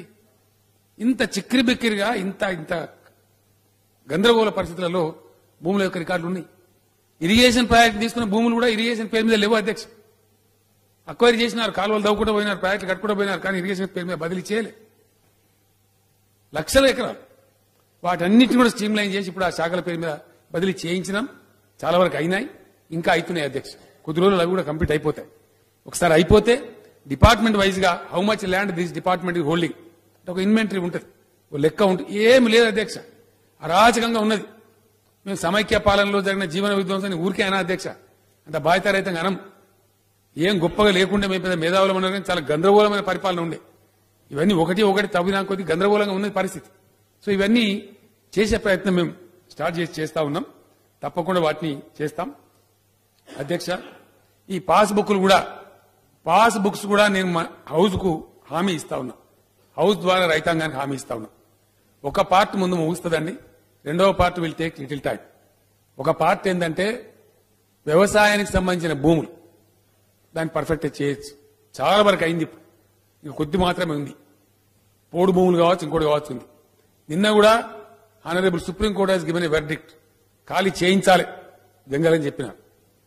ఇలా కొన్ని పేపర్లు సంపాదకీయాలు కూడా రాసినాయి, ఇంగ్లీష్ తెలుగు అన్ని. ఏం అడవి బిడ్డల హక్కులు గుంజుకుంటారా, ఈ న్యాయ సంస్థలు మాత్రం ఇట్లా ఇస్తాయా, ఇంత దురుసుకు చేయొచ్చునా? సుప్రీంకోర్టు తర్వాత మన దేశంలో ఏం లేదు అధ్యక్ష. Once they give the judgement that becomes an order, follow చేయాలి. మరి ఇలా ఖాళీ చేయించాలా? నాకు ములుగు ఎమ్మెల్యే గారు, మన ఇల్లెందు ఎమ్మెల్యే గారు, ఇంకా ఇతర ఎమ్మెల్యేలు 5-6 గిరిజన ఎమ్మెల్యేలు నాకు వచ్చి కలిసినారు అధ్యక్ష. గవర్నర్ స్పీచ్ మొన్న అసెంబ్లీ సెషన్ సందర్భంలో ఇవి కొన్ని ప్రాబ్లమ్ సాల్వ్ చేయాలని చెప్పిన 100% చేద్దామని చెప్పిన. అయితే సుప్రీంకోర్టులో ఒక చిన్న వెసులుబాటు ఏముందంటే ఎవరైతే దరఖాస్తులు పెట్టుకున్నారో ప్రభుత్వం అనర్హులు అని తేల్చిన వాళ్ళని ఖాళీ చేయించండి అని చెప్పిన. కాబట్టి నేను చెప్పిన నేనే స్వయంగా వస్తాను. ఈ శాసనసభ బడ్జెట్ వ్యవహారం అయిపోతే జిల్లాలలో కూర్చుందాం. ఓపెన్ మైండెడ్గా ఓపెన్ గా ఈ పార్టీ ఆ పార్టీని కాకుండా ఎమ్మెల్యేలను ఎంపీలను అందరిని ఇన్వాల్వ్ చేసి ఆ సంఘాలను ఇన్వాల్వ్ చేసి పోడు భూముల యొక్క ఆ బాధ ఒకసారి శాశ్వతంగా ఖతం చేద్దామని కూడా చెప్పిన. ఎందుకంటే అధ్యక్ష అడవులను రక్షించుకోవాలి. మన పక్క రాష్ట్రం ఛత్తీస్గఢ్ నుంచి గొత్తికోయలు వస్తా ఉన్నారు. వాళ్ళ ఇష్టం వచ్చిన పద్ధతిలో వస్తారు. మందలకు మందలు నరికేస్తారు, గుడిసెలు వేస్తారు అధ్యక్ష. అది మన గిరిజనుడా మరి ఆయన్నా ఇవాళ తెలుస్తలేదు. అక్కడ మన గిరిజనులు కూడా నష్టపోతా ఉన్నారు. ఆదిలాబాద్ జిల్లాకు వచ్చే ఇన్ఫిల్ట్రేషన్ వల్ల మన ఆదివాసీలు కావచ్చు, మన లంబాడాలు కావచ్చు, మన ఉద్యోగాలు పోతా ఉన్నాయి, మన హక్కులు పోతా ఉన్నాయి. ఇవన్నీ కూడా ఇబ్బందులు ఉన్నాయి. వీటన్నిటిని అధిగమించడానికి పోడు భూములు కూడా ఇచ్చినాం అధ్యక్ష. మేము ఆర్ఓఎఫ్ఆర్ పట్టా ఉన్న ప్రతి వాళ్లకు రైతు బంధు, రైతు బీమా సదుపాయం కల్పించినాం. We are on record. వాళ్ళ ఇష్టంతా మా దగ్గర ఉంది. ఎంతమందికి అయితే గతంలో కాంగ్రెస్ ప్రభుత్వంలో ఇచ్చిన ఆర్ఓఎఫ్ఆర్ పట్టాలు ఇచ్చినటువంటి ఉన్నాయి. వాటందరూ కూడా ఇచ్చినాం మేము. ఎవరైతే ఉండి పాపం వాళ్ళకి పట్టాలు దొరకలేదో అవి 1,00,000 పైచీలకు ఉన్నాయి. అప్లికేషన్లు పెండింగ్ ఉన్నాయి. తర్వాత కొంతమంది కొత్తగా వచ్చిన వాళ్ళు ఉన్నారు. నేనేమన్నా అంటే ఏదో ఒక దశకు ఏదో ఒక స్టేజికి ఈ పోడు భూముల యొక్క వ్యవహారం కంప్లీట్ అయిపోవాలి. అక్కడి నుంచి ఇక స్టాప్. నో పోడు భూమి, nothing, no new habitation. Habitations గుర్తించుదాం, వాళ్ళ వ్యవసాయ భూమి గుర్తించుదాం, వాళ్ళకు సర్టిఫికేట్ ఏదో రూపంలో ఇద్దాం, ఇచ్చి ఆడికి క్లోజ్ చేద్దామని చెప్పిన అధ్యక్ష. షార్ట్ పీరియడ్ లో we are going to do that. June తర్వాత బహుశా పార్లమెంట్ ఎన్నికలు అయిపోతే అది ముమ్మరంగా తీసుకొని దాన్ని కూడా కంప్లీట్ చేస్తాం. దాని గురించి పెద్ద ఎవరు ఇబ్బంది పడాల్సిన అవసరం లేకుండా చేసుకుందామని మనం చేస్తా ఉన్నా అధ్యక్ష. ఇంకో మాట కూడా నేను స్పష్టంగా మనం చేస్తా ఉన్నా. ఈ భూ దేశం మొత్తం ఇక్కడ నుంచి నేర్చుకొని పోయే విధంగా చేయాలని సంకల్పించిందే ధరణి వెబ్సైట్ అధ్యక్ష. ఆ ధరణి వెబ్సైట్ ఒకసారి వస్తుంది with in few months to go. వచ్చిందంటే ఏమైంది అధ్యక్ష, మేము చాలా కఠినమైన ఆదేశాలు ఇచ్చినాం. మొన్ననే కేంద్ర ప్రభుత్వం పెంచింది, ఆర్బీఐ కూడా పెంచింది. ఏది ఇంతకుముందు ₹1,00,000 వరకు ఇప్పుడు 1,60,000 పెంచినారు రుణ పరిమితిని. దాని వరకు మార్టిగేజ్ లేకుండా లోన్ ఇవ్వాలి రైతులకని చెప్పి 1,60,000 ఉంది. ₹1,60,000 వరకు రైతులు పొందే రుణానికి ఏది కూడా కుదవ పెట్టాల్సిన అవసరం లేదు. కానీ ఇప్పుడు బ్యాంకులు చాలా దుర్మార్గంగా పాస్బుక్లు, ఇంతకుముందే సబిత గారు చెప్పినారు, పాస్బుక్లు పెట్టుకుంటారు వాళ్ళ దగ్గర. పాస్బుక్ పెట్టుకునే అధికారం వల్ల లేదు అధ్యక్ష, అది ఇల్లీగల్ వాస్తవానికి. మేము పిలిచి మాట్లాడినాం, మన ఫైనాన్స్ సెక్రటరీ గారు మాట్లాడినారు. మేము రేపు పొద్దున అధ్యక్ష నేను చెప్తున్నాను, పొద్దున రిజిస్ట్రేషన్ అయితే గంట లోపలనే అది సైట్ లో అప్డేట్ అవుతుంది అధ్యక్ష. That is what is Dharani website. అంటే ప్రతి గంటకు ROR ఉంటుంది, ప్రతి గంటకు జమాబందీ ఉంటుంది. ఒక్క నిమిషం కూడా ఏది పెండింగ్ ఉండదు. దానికి కొంత రెసిస్టెన్స్ ఉంది అధ్యక్ష. కొన్ని చోట్ల కొంతమందికి ఆదాయం పోద్దనే దుర్మార్గమైన ఆలోచన ఉంది. చాలా దుర్మార్గమైన వ్యవహారాలు జరుగుతూ ఉన్నాయి. మనం అందరం సిగ్గుపడేటువంటి సంఘటనలు వెలుగులోకి వస్తూ ఉన్నాయి. మన భూపాలపల్లిలో మేము మా అధికారులకు లంచం ఇవ్వాలి, మాకు భిక్షం వేయండి అని భిక్షం ఎత్తారు అధ్యక్ష. చాలా బాధపడ్డాం అది చూసి. వెంటనే ఎంఆర్ఓ వాళ్ళందరినీ సస్పెండ్ చేసినారు. నిన్న ఒక అతను డాక్టర్ శ్రీనివాస్ అని చెప్పి యాదాద్రి భువనగిరి జిల్లా నుంచి ఒక మెసేజ్ పంపించినాడు. పంపించి ఏమైంది పాపులర్ సీఎం ఏం చేయలేవని ఇవాళ ఏం కాదా, నేను తహసీల్దార్ ముటేషన్ పోతే ₹30,000 అడిగిండు అని చెప్పిండు అధ్యక్ష.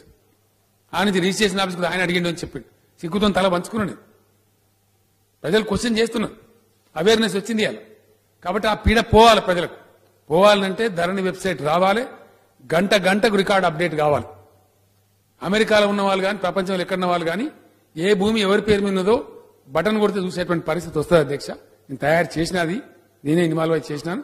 పర్ఫెక్ట్ గా చేపిస్తాం, ఖచ్చితంగా చేపిస్తాం. దాని తర్వాత బ్యాంకర్స్ కూడా పెడతా ఉన్నాం. మీ పాస్బుక్ తీసుకొని పాహాని నకలు తీసుకొని, పాహాని లేదు నకలు లేదు, కాబట్టి ఖచ్చితంగా మీరు వెబ్సైట్ లో చూసే క్రాప్ లోన్ ఇవ్వాలని చెప్పినాం అధ్యక్ష. ఎన్కంబరెన్స్ తో సహా ఉంటుంది. క్రాప్ లోన్ తీసుకున్నా ఉంటుంది, ఎంటీ లోన్ తీసుకున్నా ఉంటుంది, లాంగ్ టర్మ్ లోన్ తీసుకున్నా ఉంటుంది, భూమి మార్టిగేజ్ చేసినా కూడా వివరాలు ఉంటాయి. కాబట్టి దాని మీదనే వెబ్సైట్ ఆధారంగానే మీరు లోన్లు ఇవ్వాలి రైతులకు తప్ప మీరు అగ్రిమెంట్ పత్రం రాయించుకొని లోన్ ఇచ్చినట్టు రాయించుకొని అది వేరు మాట. కానీ పాస్బుక్ పట్టుకరా, పాహాని నకలు పట్టుకరా అని కూడా దుర్మార్గం ఉంది అధ్యక్ష. నిన్న మొన్న మాట్లాడినా క్యాస్ట్ సర్టిఫికేట్ కూడా 10 సార్లు తీసుకోవాలి. ఇదేం కథ అధ్యక్ష, నాకు అర్థం కాదు. క్యాస్ట్ మారుతుంది అధ్యక్ష, పుట్టి నుంచి చచ్చేదాకా అదే ఉంటుంది. ఎవరైనా మారితే మతం మారుతారు కానీ కులం మారదు కదా. దానికి ఎందుకు అధ్యక్ష గతంలో పెట్టిన విధానం ఎట్లంటే ఇట్లున్నాయి. ఇక క్యాస్ట్ సర్టిఫికేట్ ఇయ్యానగానే తేలావు. ఇది బాధ. ఇప్పుడు మున్సిపాలిటీలకు ఖచ్చితంగా పంచాయతీలకు ఆ నిబంధన పెట్టబోతా ఉన్నాం. మనిషి పుట్టినాడే నువ్వు క్యాస్ట్ సర్టిఫికేట్ ఇవ్వాలి. అదే క్యాస్ట్ సర్టిఫికేట్ ఆయన చనిపోయేదాకా ఉండాలి, మార్చేదానికి లేదు. ఈ మాటి కార్యాలయానికి పో, ఆడికి పో, ఈడికి పో, ఈ బాధ తప్పాలి. ఈ ఇన్కమ్ సర్టిఫికేట్ అది కూడా వట్టిగా ఇయ్యారు అధ్యక్ష. దానికో పెద్ద యాతన, దాని మీద కూడా చర్చ జరుగుతా ఉంది. ఈ సర్టిఫికేట్లు దీని మీద ఉన్నది ఏదైతే ఉందో మొత్తం తీసేస్తాం అధ్యక్ష. ఈ టర్మ్ లో గ్యారంటీగా చేస్తాం, ఆ రిఫార్మ్ చేస్తాం. మున్సిపల్ చట్టం కూడా నేను మా వాళ్ళకి అధికారులకు చెప్పిన అధ్యక్ష చాలా సందర్భాల్లో, లంచం ఇయ్యకుండా మున్సిపల్ పర్మిషన్ దొరికితే చాలు, అంతకన్నా గొప్ప ప్రభుత్వం లేదని చెప్పి నేను స్వయంగా చెప్పిన అధ్యక్ష. ఈరోజు జరుగుతలేదు అధ్యక్ష. మనం తెలిసి ఉండి తెలియనట్టు నటించడం అవసరం లేదు. We know what is happening on the ground. Practical నేను కూడా చాలా సంవత్సరాలు ఎమ్మెల్యేగా పనిచేసే కాబట్టి గ్రౌండ్ లో ఈ రోజు కూడా ఉన్నా కాబట్టి తెలుసు ఏం జరుగుతుందని. తెలిసి తెలియనట్టు నటించే అవసరం లేదు. కాబట్టి ఈ అనామలీసు, ఈ దుర్మార్గాలు, ఈ వేధింపులు ఖచ్చితంగా ప్రజలకు పోవాలి. ప్రాణం పోయినా సరే, అది ఏదేమైనా సరే వితౌట్ కాంప్రమైజింగ్ ఇవన్నీ కూడా ఈ టర్మ్ లో చేయాలని సంకల్పించినాం. మంచి పాలసీలు తేవాలని సంకల్పించినాం. డెఫినెట్ గా రాబోయే ఫ్యూ మంత్స్ లోనే, సంవత్సరాలు కాదు కొద్ది నెలల్లోనే మున్సిపల్ రిఫార్మ్స్ గాని, నేను చెప్పే ధరణి వెబ్సైట్ గాని, రైతులు ఎంఆర్ఓ కార్యాలయానికి పోయే అవసరం లేనటువంటి పద్ధతులు గాని, రిజిస్ట్రేషన్ ఆఫీస్ కూడా పోయే అవసరం లేనటువంటి పద్ధతులు గాని మీరు చూస్తారు అధ్యక్ష. అవన్నీ కూడా ఆల్రెడీ డిజైన్ అయినాయి, వెబ్సైట్ కూడా డిజైన్ అయినది. వాటిని కూడా ఖచ్చితంగా తెస్తాం. కాబట్టి గౌరవ సభ్యులకు తమ ద్వారా నేను హామీ ఇస్తా ఉన్నా, ఈ భూ రికార్డులు, పాస్ పుస్తకాల పంపిణీ ప్రతి ఒక్క రైతుకి ఇస్తామండి. ఆయన పోడు వ్యవసాయం చేసే వాళ్ళకి పోడు పాస్బుక్ కూడా ఇస్తాం. ఆర్ఓఎఫ్ఆర్ పట్టా అయితే ఆయనకు కూడా పాస్బుక్ ఇస్తాం. ఈయన ఆర్ఓఎఫ్ఆర్ పట్టా అని ఇస్తాం. ఈచ్ అండ్ ఎవ్రీ ఫార్మర్ కు ఈ రాష్ట్రంలో ఎక్కడ గ్లూమీ లేకుండా పాస్బుక్స్ కూడా ప్రభుత్వం ఈ సంవత్సరం లోపే అందిస్తామని కూడా గవర్నమెంట్ యొక్క కమిట్మెంట్ మనం చేస్తా ఉన్నాం అధ్యక్ష. దానిలో ఎటువంటి కాంప్రమైజ్ కూడా కాము. ఎట్టి పరిస్థితులలో రైతుల ప్రయోజనాల విషయంలో మేము కాంప్రమైజ్ కామని మనం చేస్తా ఉన్నాం అధ్యక్ష. ఇప్పుడు పంచాయతీలకు ఇచ్చే నిధులు వారు చెప్పిన, నేను అప్పుడే చెప్పిన లేచి డెఫినెట్ గా రాబోయే 5 ఏళ్లలో 40,000 కోట్లు మేము లెక్క పెట్టింది ఎట్లా అంటే అధ్యక్ష, ఇప్పుడున్న నరేగా, ఇప్పుడున్న 14th ఫైనాన్స్ కమిషన్ ఇచ్చే డబ్బులను బట్టి లెక్క పెట్టినాం. కానీ డెఫినెట్ గా పెరుగుదల ఉంటుంది అధ్యక్ష. 15th ఫైనాన్స్ కమిషన్ ఇచ్చే రికమెండేషన్ లో స్థానిక సంస్థల నిధులు పెంచుతారు. ఆ పెరుగుదల మనం మ్యాచ్ చేస్తూ పోతాం. అట్లా ఆలోచించినప్పుడు 45,000 నుంచి 50,000 కోట్ల రూపాయలు 5 సంవత్సరాలు ఖర్చు అయితే అధ్యక్ష. అతి చిన్న గ్రామ పంచాయతీ 500 దానికి కూడా ఇప్పుడున్న లెక్కల ప్రకారమే వాళ్ళ ఆదాయం కాకుండా 8 లక్షల రూపాయలు వస్తాయి అధ్యక్ష, నరేగా కాకుండా. నరేగా విషయంలో నేను మనవి చేస్తా ఉన్నాను. ఇప్పటిదాకా చాలా అరాచకం జరిగింది అధ్యక్ష. దాంట్లో ఇష్టం వచ్చిన పద్ధతిలో వాడినారు, ఇష్టం వచ్చిన పద్ధతిలో జరిగింది. గ్రామ పంచాయతీలు నిర్లక్ష్యం చేసినారు, మండల పరిషత్తులు నిర్లక్ష్యం చేసినారు. ఎవరో కొద్దిమంది వ్యక్తులు ప్రతిపాదన పెట్టడం, అంత గందరగోళమైన పరిస్థితి ఉంది. దాన్ని సమూలంగా ప్రక్షాళన చేస్తాం. ఖచ్చితంగా 100% నరేగా నిధులు గ్రామ పంచాయతీల ద్వారానే ఖర్చు పెట్టిస్తాం అధ్యక్ష. సర్పంచుల చేతనే ఖర్చు పెట్టిస్తాం. ఈ నరేగా నిధులు, కేంద్ర ఫైనాన్స్ కమిషన్ నిధులు, మన రాష్ట్ర ఫైనాన్స్ కమిషన్ నిధులు, వారి సొంత ఆదాయం అన్ని కలిపి సుమారు 50,000 కోట్లు ఈ టర్మ్ లోనే ఖర్చు కాబోతాయి. 50,000 కోట్లు ఖర్చు అయిన తర్వాత గ్రామాలు బాగలేవు ఎందుకుండే అధ్యక్ష? ఉండి తీరాలి, ఖచ్చితంగా ఉండి తీరాలి. ఆ దిశగా చాలా కఠినంగా వ్యవహారం చేస్తాం. బాధ్యులను శిక్షిస్తాం.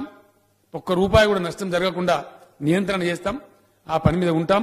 అవన్నీ కూడా రాబోయే రోజుల్లో మీరు చూడబోతారని చెప్పి మనం చేస్తా ఉన్నాం అధ్యక్ష. శ్రీధర్ బాబు గారు ఇంకో విషయం, నేను వారిని అటాక్ చేయాలన్న ఉద్దేశం కాదు, కానీ చాలా దారుణంగా మాట్లాడినారు. వారు కేంద్రం నుంచి నిధులు తేవడంలో సఫలం కాలేదు, కానీ ముందస్తు ఎన్నికలు మాత్రం కేంద్రాన్ని ఒప్పించాలని మాట్లాడారు.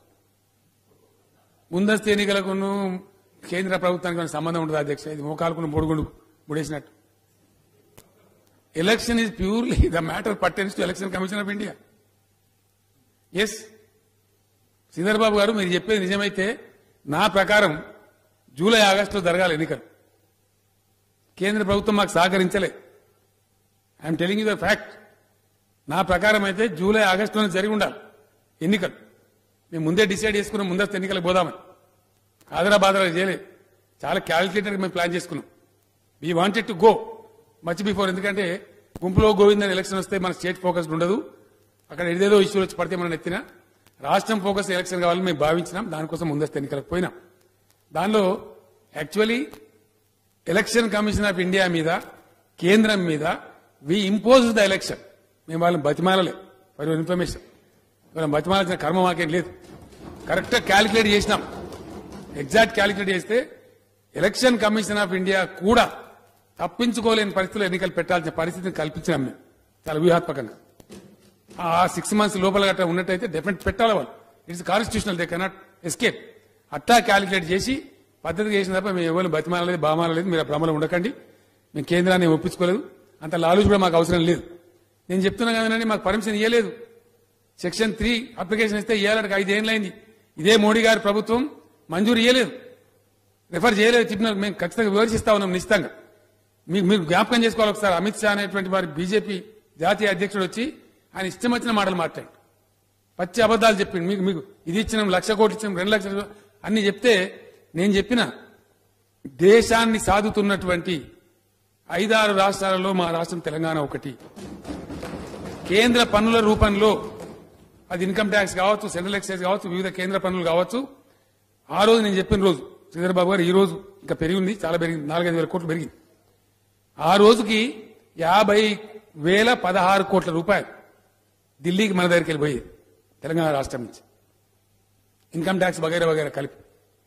వాళ్ళ యొక్క సిఎస్ఎస్ అంటే సెంట్రల్లీ స్పాన్సర్డ్ స్కీమ్స్, మనకిచ్చే డెవల్యూషన్ అన్ని కలిపితే మనకు వచ్చేది 24,000 కోట్లు. ఇక్కడికి వెళ్ళి మీరు తీసుకునేది 50,000 కోట్లు, మాకు తిరిగి ఇచ్చేది కేవలం 24,000 కోట్లు. 26,000 కోట్ల సొమ్ము మాది నువ్వు వాడుతున్నావు తప్ప నీది మేము వాడతలేము. ఇది తప్పైనట్టయితే నేను ముఖ్యమంత్రి పదవికి రాజీనామా చేస్తా, లేకపోతే నువ్వు తెలంగాణ ప్రజలకు క్షమాపణ చెప్పమని చెప్పి నేను ఆ రోజు ఛాలెంజ్ చేయడం జరిగింది. ఆయన పారిపోయింది, క్షమాపణ చెప్పలే. కాబట్టి మేము ఎక్కడ ఎవరితో రాజీ పడే అవసరం కానీ, ఆ లాలుచి పడేటువంటి కానీ మాకు అవసరం లేదు. మేము ఆ పని చేయలేదు, మీరు ఆ భ్రమలో ఉండకండి. మేము నిధులు తేవడానికి ఎన్నో ప్రయత్నాలు చేసినాం, విమర్శ కూడా చేసినాం. నీతి ఆయోగ్ స్వయంగా రికమెండ్ చేసింది మిషన్ కాకతీయ, మిషన్ భగీరథ మంచి స్కీము, 24,000 crores ఇవ్వండి అని చెప్పినారు. 24 రూపాయలు కూడా ఇవ్వలేదు అధ్యక్ష. 100 దరఖాస్తులు ఇచ్చిన మీద వాడు కొడతామండి, కొట్టలేము కదా. ప్రాసెస్ ఉంటుంది. అధికారులు పోయినారు, చెప్పినారు, సెక్రటరీలకు చెప్పినారు, మేము పోయినాం, చెప్పినాం, మంత్రులు పోయినాం, ఇరిగేషన్ లో పోయినాం, డ్రింకింగ్ వాటర్ లో పోయినాం, అన్ని ఫ్రంట్స్ లో పోయినాం, హౌసింగ్ లో పోయినాం, వాళ్ళని తోలుకొచ్చినాం, స్కీములు చూపెట్టినాం. ఇక్కడ చూడండి మీరు గ్రౌండింగ్ అని చెప్పినాం, కానీ ఇయ్యలే. వాళ్ళు చూసి శుష్క ప్రియాలు శూన్య హస్తాలు, ఆహా బోత్ అచ్చా బోత్ జబర్దస్త్ కర్రే అనుడే తప్ప 1 రూపాయి కూడా ఇయ్యలేదు అధ్యక్ష. సరే భగవంతుందా, ముందు ముందు ఏం జరుగుతుందో చూద్దాం. మన అవసరం ఉండే కేంద్ర ప్రభుత్వం రావాలని కోరుకుందాం. ఉంటే ఆటోమేటిక్ గా పైసలు వస్తాయి. మన అవసరం, రాష్ట్ర అవసరం ఉండే ప్రభుత్వం వచ్చిందనుకోండి, గ్యారంటీగా నిధుల వరద వస్తుంది, అందులో డౌట్ లేదు. అందులో మా కమిట్మెంట్ లోపం లేదు. ఆ ప్రయత్నం తప్పకుండా చేస్తాం. సబితా ఇంద్రారెడ్డి గారు చెప్పినట్టుగా బస్తీ దవాఖానాలు ఏవైతే ఉన్నాయో అధ్యక్ష, వారు చాలా మంచి సూచనలు చాలా చేసినారు. వాటిని తప్పకుండా పరిగణలోకి తీసుకుంటాం. మహిళలకు మంత్రి మని కోరినారు, తప్పకుండా ఒకరికి కాదమ్మా, 2కి ఇస్తాం రాబోయే రోజులలో. మీరేమంత చింత చేయకండి, మేమంతా వ్యతిరేకమైన లేము. నేను ఎమ్మెల్సీ సీట్లు ఇచ్చినాం, ఎమ్మెల్సీ సీట్లు ఇస్తే బాధాప్త మహిళలకు కూడా ఇచ్చినాం. మంత్రివర్గం మనకు ఉన్నదే 17 లిమిట్ ఉంది. దాని పద్ధతులు కొన్ని ఉంటే మీకు తెలుసు. రాజకీయంగా మాకుండే వెసులుబాటు చేసినాం. రాబోయే రోజులలో ఇంకా 6 తీసుకునేది మంత్రిని, ఇంకా 2కి ఇస్తాం గ్యారంటీ మహిళలకు. మీరు ఏం చింతపడకండి, మేము అట్లా మహిళలు నిర్లక్ష్యం చేయం. మాకు మహిళల పట్ల గౌరవం ఉన్నది. మనం మాకు ఎక్కువ ఓట్లు మహిళలే వేసిందమ్మా, లేకపోతే మేము గెలుస్తాం, ఇంత దూరం వస్తాం.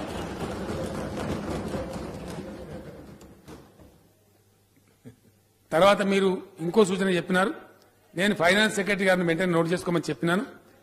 మహిళా సంఘాలు నడిపేటువంటి బ్యాంకులు రంగారెడ్డి జిల్లాలో ఉన్నాయని మీరు చెప్పినారు. వాటిని ఏదో ఇబ్బంది పెడుతుందని చెప్పిన వాటి కలగనీయమమ్మా, నేను స్వయంగా రివ్యూ చేస్తాను, ఆ రిపోర్ట్ తెప్పించుకుంటాను. తప్పకుండా బ్యాంకులు మంచిగా నడిచే పరిస్థితి అయితే వాటిని ఎంకరేజ్ చేద్దాం. ఫుడ్ ప్రాసెసింగ్ యూనిట్స్ కూడా తెచ్చి అవి మహిళా సంఘాలకే అప్పగించాలనుకుంటా ఉన్నాం. వాళ్ళకి ఇచ్చే వడ్డీ లేని రుణాలు కూడా పెంచుతున్నాం 10 లక్షల రూపాయలకి.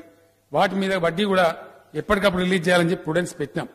చాలా మంది పేపర్లు రాసినాయి, చాలా మంది ఎక్స్పెక్ట్ చేసినారు 2 లక్షల కోట్ల పద్దు ఉంటుంది, ఇది ఉంటుంది అని చెప్పినారు. మేము కఠినంగా చెప్పిన ప్రతి నయా పైసా రిలీజ్ కావాలి, ఊరికే మనం చెప్పొద్దు మాటలు, అట్లాంటి బడ్జెట్ అవసరం లేదని చెప్పి బేసిజాలకు పోకుండా ఖచ్చితంగా నిజంగా రిలీజ్ చేయగలిగిన లేదు, యుఫోరియాల పోలేదు. ఖచ్చితంగా వడ్డీ లేని రుణాలకు సంబంధించిన వడ్డీ కూడా టైం టు టైం రిలీజ్ చేపిస్తాం. లోకల్ బాడీస్ మేము ఇస్తున్న కమిట్మెంట్ కూడా ప్రతి నెల వాళ్ళకి రిలీజ్ చేస్తాం. అన్ని వాగ్దానాలు ఏవైతే చెప్పిన ఎలక్షన్స్ లో వాటిని నెరవేరుస్తా ఉన్నాం. ఆ దిశగా ముందుకు పోతాం. ఇటు రైతుల సంక్షేమం గాని రైతుల గిట్టుబాటు ధరలు ఇద్దరు కూడా చెప్పినారు. కర్ణాటకలో ఇచ్చిండ్రు. కర్ణాటకలో రైతు బంధు లేదండి. కర్ణాటకలో రైతు బీమా లేదు. భారతదేశంలో ఎక్కడ లేదు. మనం ఇచ్చేంత డబ్బు రైతులకు ఏ దేశం కూడా ఇయ్యరు, ఏ రాష్ట్రం కూడా ఇయ్యరు. గవర్నమెంట్ ఆఫ్ ఇండియా సబితా గారు అడిగినారు కిసాన్ సమ్మాన్ మరి అదనమా అని చెప్పినారు. 100% అదనమేనండి. మేము ఇచ్చే డబ్బుకు సంబంధం లేదు. అది అడిషనల్ గానే వాళ్ళకి వస్తుంది తప్ప మేము దాన్ని వాడుకోదలుచుకోలేదు. అది వాళ్ళ స్కీమ్ కింద వచ్చే డబ్బు లిమిటెడ్ గా ఉంది, చాలా తక్కువ ఉంది. ఆ రైతులకు అడిషనల్ గానే వస్తుంది. మేము ఇచ్చే 10,000 మాత్రం తప్పకుండా ఇస్తాం. అందులో అనుమానం అవసరం లేదు. అదేవిధంగా రుణం ఒకేసారి మీరు మాఫీ చేయమని అన్నారమ్మా, మేము చెయ్యం. అది సాధ్యం కాదు. ఎందుకంటే వాస్తవం ఎందుకోసం అంటే మీ పార్టీ ప్రభుత్వాలే ఉన్నాయి 4 రాష్ట్రాలలో, పంజాబ్లో, రాజస్థాన్లో, మధ్యప్రదేశ్లో, ఛత్తీస్గఢ్లో. ఎలక్షన్లో చెప్పినారు, జీవో ఇచ్చేసి కథ చేతులు ముడుచుకున్నారు. నేను నిన్న కూడా తెలుసుకున్నాను ఏం జరుగుతుందని చెప్పి. రాష్ట్ర ప్రభుత్వ పరిధిలో ఒకసారి మాఫీ చేస్తామని సాధ్యమయ్యే పని కాదు, జరగదు. అసలు స్టేటే జరగదు. అది ఒక సరే కొన్ని తేడాలు ఉంటాయమ్మా. ఎన్నికలలో మీరు 2 లక్షల రుణమాఫీ అన్నారు, మేము 1,00,000 అన్నాం. మరి మమ్మల్ని గెలిపించిన ప్రజలు అర్థం చేసుకోవాలి. 2 లక్షలు ఒకేసారి అని మీరు అన్నారు, మేము చెప్పలే. మేము ఎవరు పోయినసారి పద్ధతిలోనే చేస్తామని చెప్పినాం.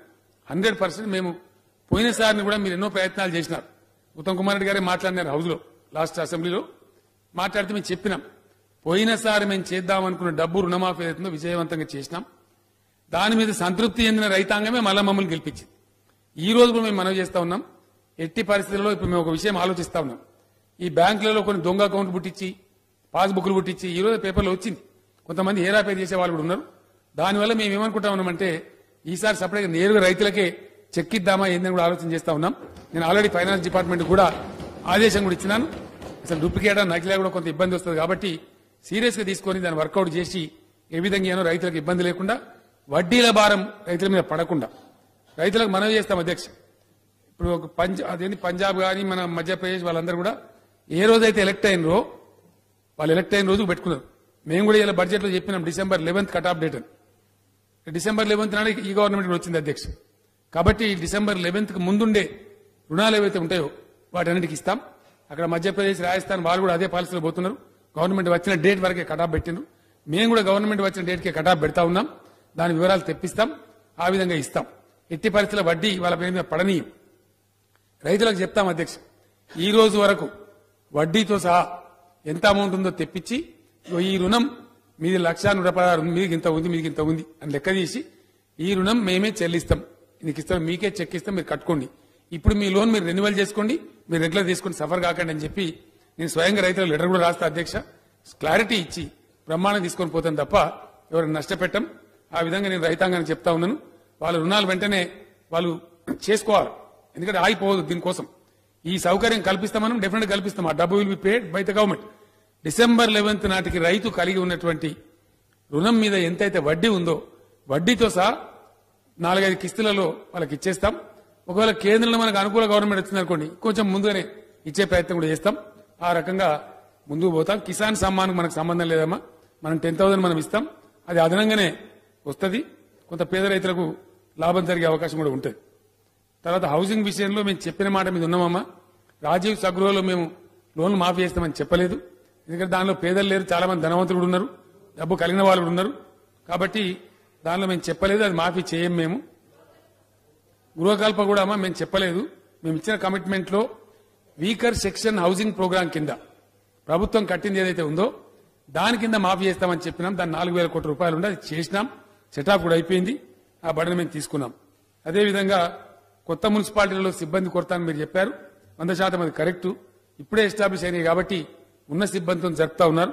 నిన్న 2 కొత్త జిల్లాలు కూడా ఏర్పాటు చేసుకున్నాం. ములుగు, నారాయణపేట. ఉన్న సిబ్బందిని అడ్జస్ట్ చేసినారు. ఈ జూన్ తర్వాత ఒకసారి మనకి ఎన్నికలు అయిపోతాయి అధ్యక్ష. మేము ఈ విషయం కూడా చెప్తా ఉన్నాం. మన ఎన్నికలను ఫస్ట్ ఫేజ్ లో పెట్టమని కోరినాం భారత ఎన్నికల సంఘాన్ని. మరి వాళ్ళ దయ వాళ్ళు పెట్టరా చూద్దాం. పెడితే మటుకు మొత్తం దేశం అయిపోయేదాకా మనం పడవబడి ఉండాలి అధ్యక్ష. 1 నెల రోజులు ఏం పని లేకుండా ఉండాలి. ఎన్నికల కోడ్ అనేది మొత్తం రిజల్ట్ డిక్లేర్ అయ్యేదాకా ఎత్తే ఏం పని లేకుండా చేతులు ముడుచుకొని కూర్చోవాలి. నేను చెప్పిన వాళ్ళకి స్పష్టంగా మీరు దయచేసి మీకు వీలైతే మాది ఫస్ట్ వేవ్లో పెట్టండి. రెండవది మా పోలింగ్ అయిన తెల్లారి నుంచి పంచాయతీరాజ్ ఎన్నికలు పెట్టుకుంటాం. ఇది ఆ ఎంపీటీసీ జడ్పీటీసీ మున్సిపల్ ఎన్నికలు కూడా పెట్టుకుంటాం. ఆ నెల లోపల ఈ పుణ్యకార్యం కానిస్తే తర్వాత 4.5 నెలలైనా పనిచేసుకుంటామని ఎన్నికలు లేకుండా అని చెప్పినాం. బహుశా పర్మిషన్ వస్తుందని ఆశిస్తున్నాం. వెంటనే పార్లమెంట్ పోలింగ్ ముగిసిన వెంటనే దాని మండల పరిషత్తులు జిల్లా పరిషత్తుల ఎన్నికలు కూడా చేద్దాం, మున్సిపాలిటీ ఎన్నికలు కూడా చేద్దాం. So that by June will be all free to work. మిగిలిన 4.5 సంవత్సరాలు ఏ ఎన్నికలు లేకుండా, ఏ బాధ లేకుండా, ఏ కోడ్ లేకుండా అద్భుతంగా పనిచేసుకోవచ్చు. కాబట్టి ఆ దిశగా ప్రభుత్వం ఆలోచిస్తా ఉంది. అది జరిగిపోతే మంచి జరుగుతుంది. ఆ తర్వాత కొత్తగా ఏర్పాటు చేసుకున్న మండలాలు కావచ్చు, మున్సిపాలిటీలు కావచ్చు, జిల్లాలు కావచ్చు, రెవెన్యూ డివిజన్లు కావచ్చు. కొన్ని రెవెన్యూ డివిజన్లకు డిమాండ్ కూడా ఉంది. కొన్ని నేను చెప్పేటట్టు ఉన్నాయి. ఎన్నికల సందర్భంలో ఒక 8-10 ఉన్నాయి అధ్యక్ష. వాటిని కూడా చేయాల్సిన అవసరం ఉంది. వీటన్నిటికి కలిపి అవసరమైతే ఒక 4-5 వేల సిబ్బందిని రిక్రూట్మెంట్ చేసుకునైనా సరే ఆ జిల్లాలని పరిపుష్టం చేసుకుందాం. కొత్త రాష్ట్రం, కొత్త సెటప్, కొత్త అడ్మినిస్ట్రేషన్ కాబట్టి ఇవి కాకుండా మొన్ననే హైకోర్టు మనకు విభజన అయింది. మరి కింద జిల్లా కోర్టు కూడా మనం ఎస్టాబ్లిష్ చేసుకోవాలి. మన సెషన్ కోర్టు మనకు రావాలి. ప్రతి జిల్లాకు సెషన్ కోర్టు రావాలి. ఆ విధంగా కూడా హైకోర్టు సీజే గారితో మాట్లాడి వాటిని కూడా సెటప్ చేసుకుంటే మనకు కంప్లీట్ అయిపోతాం, పరిపూర్ణం అయిపోతుంది. అక్కడ అవసరమైన సిబ్బందిని కూడా, ఆ కోర్టులలో అవసరమైన సిబ్బందిని కూడా ఒకసారి రిక్రూట్ చేస్తే సమగ్రమైనటువంటి కోర్టులు కూడా ఫంక్షన్ చేసే అవకాశం ఉంటుంది. కాబట్టి కొత్తగా వచ్చిన రాష్ట్రం కాబట్టి ఇవి కొంచెం వెనక ముందు డిలే అవుతా ఉంటాయి. కానీ ఈ టర్మ్ లో మటుకు సమగ్రంగా మన రాష్ట్రం బాగా సెటిల్ డౌన్ అవుతుంది. అందులో ఎవరికి కూడా ఎటువంటి ఇబ్బంది అవసరం ఉండదు. ఆ రకంగా ముందుకు పోదామని చెప్పి నేను మనవి చేస్తా ఉన్నా అధ్యక్ష. వీటిని చెప్తూ రేపు అప్రాప్రియేషన్ సందర్భంలో కొన్ని విషయాలు చెప్పాల్సి ఉంటుంది. కాబట్టి మిగతా మిత్రులు కూడా కొందరు చెప్పినారు. ఖాన్ సాబ్ మాట్లాడుతూ జీహెచ్ఎంసీ కొంత ఎక్కువ డబ్బులు ఇవ్వాలని అడిగినారు. ఆ యాంగ్జైటీ కరెక్ట్ అధ్యక్ష. నేను చెప్తే కొంచెం ఎక్సెస్ అనిపిస్తుంది కానీ ఫ్యాక్ట్. శివరామకృష్ణయ్య గారు అని చెప్పి ఈ మధ్య నేను చనిపోయింది అధ్యక్ష. అర్బన్ పాలసీ మీద చాలా పెద్ద ఇన్స్టిట్యూట్ నడిపాడు. చాలా పెద్ద మేధావి కింద లెక్క. Internationally loan man. ఆయన ఎన్నోసార్లు నివేదికలు ఇచ్చినాడు. ఏ ప్రభుత్వం కూడా పట్టించుకోలేదు. నేను మన ప్రధానమంత్రి గారికి చాలాసార్లు ఎక్స్ప్లెనేటరీగా వారికి అర్థమయ్యేటట్టు రాసి ఇచ్చిన ఓరల్ కూడా చెప్పిన అధ్యక్ష. కానీ పని జరగలేదు. నేను కోరింది ఏంటంటే దేశంలో 6 పెద్ద నగరాలు ఉన్నాయా, 1 కోటి జనాభా దాటినాయి. ఢిల్లీ, కోల్కతా, చెన్నై, బెంగళూరు, హైదరాబాద్, ముంబై ఇవందరూ తెలిసినటువంటి. ఎవరు వచ్చినా, ఏ ఇంటర్నేషనల్ డిగ్నిటరీ వచ్చినా వచ్చేది ఇక్కడికే వస్తారు. These cities are reflecting the face of India. కాబట్టి ఈ cities don't leave these bigger cities to mere municipal bodies. వీటికి ఒక పద్ధతి పెట్టండి.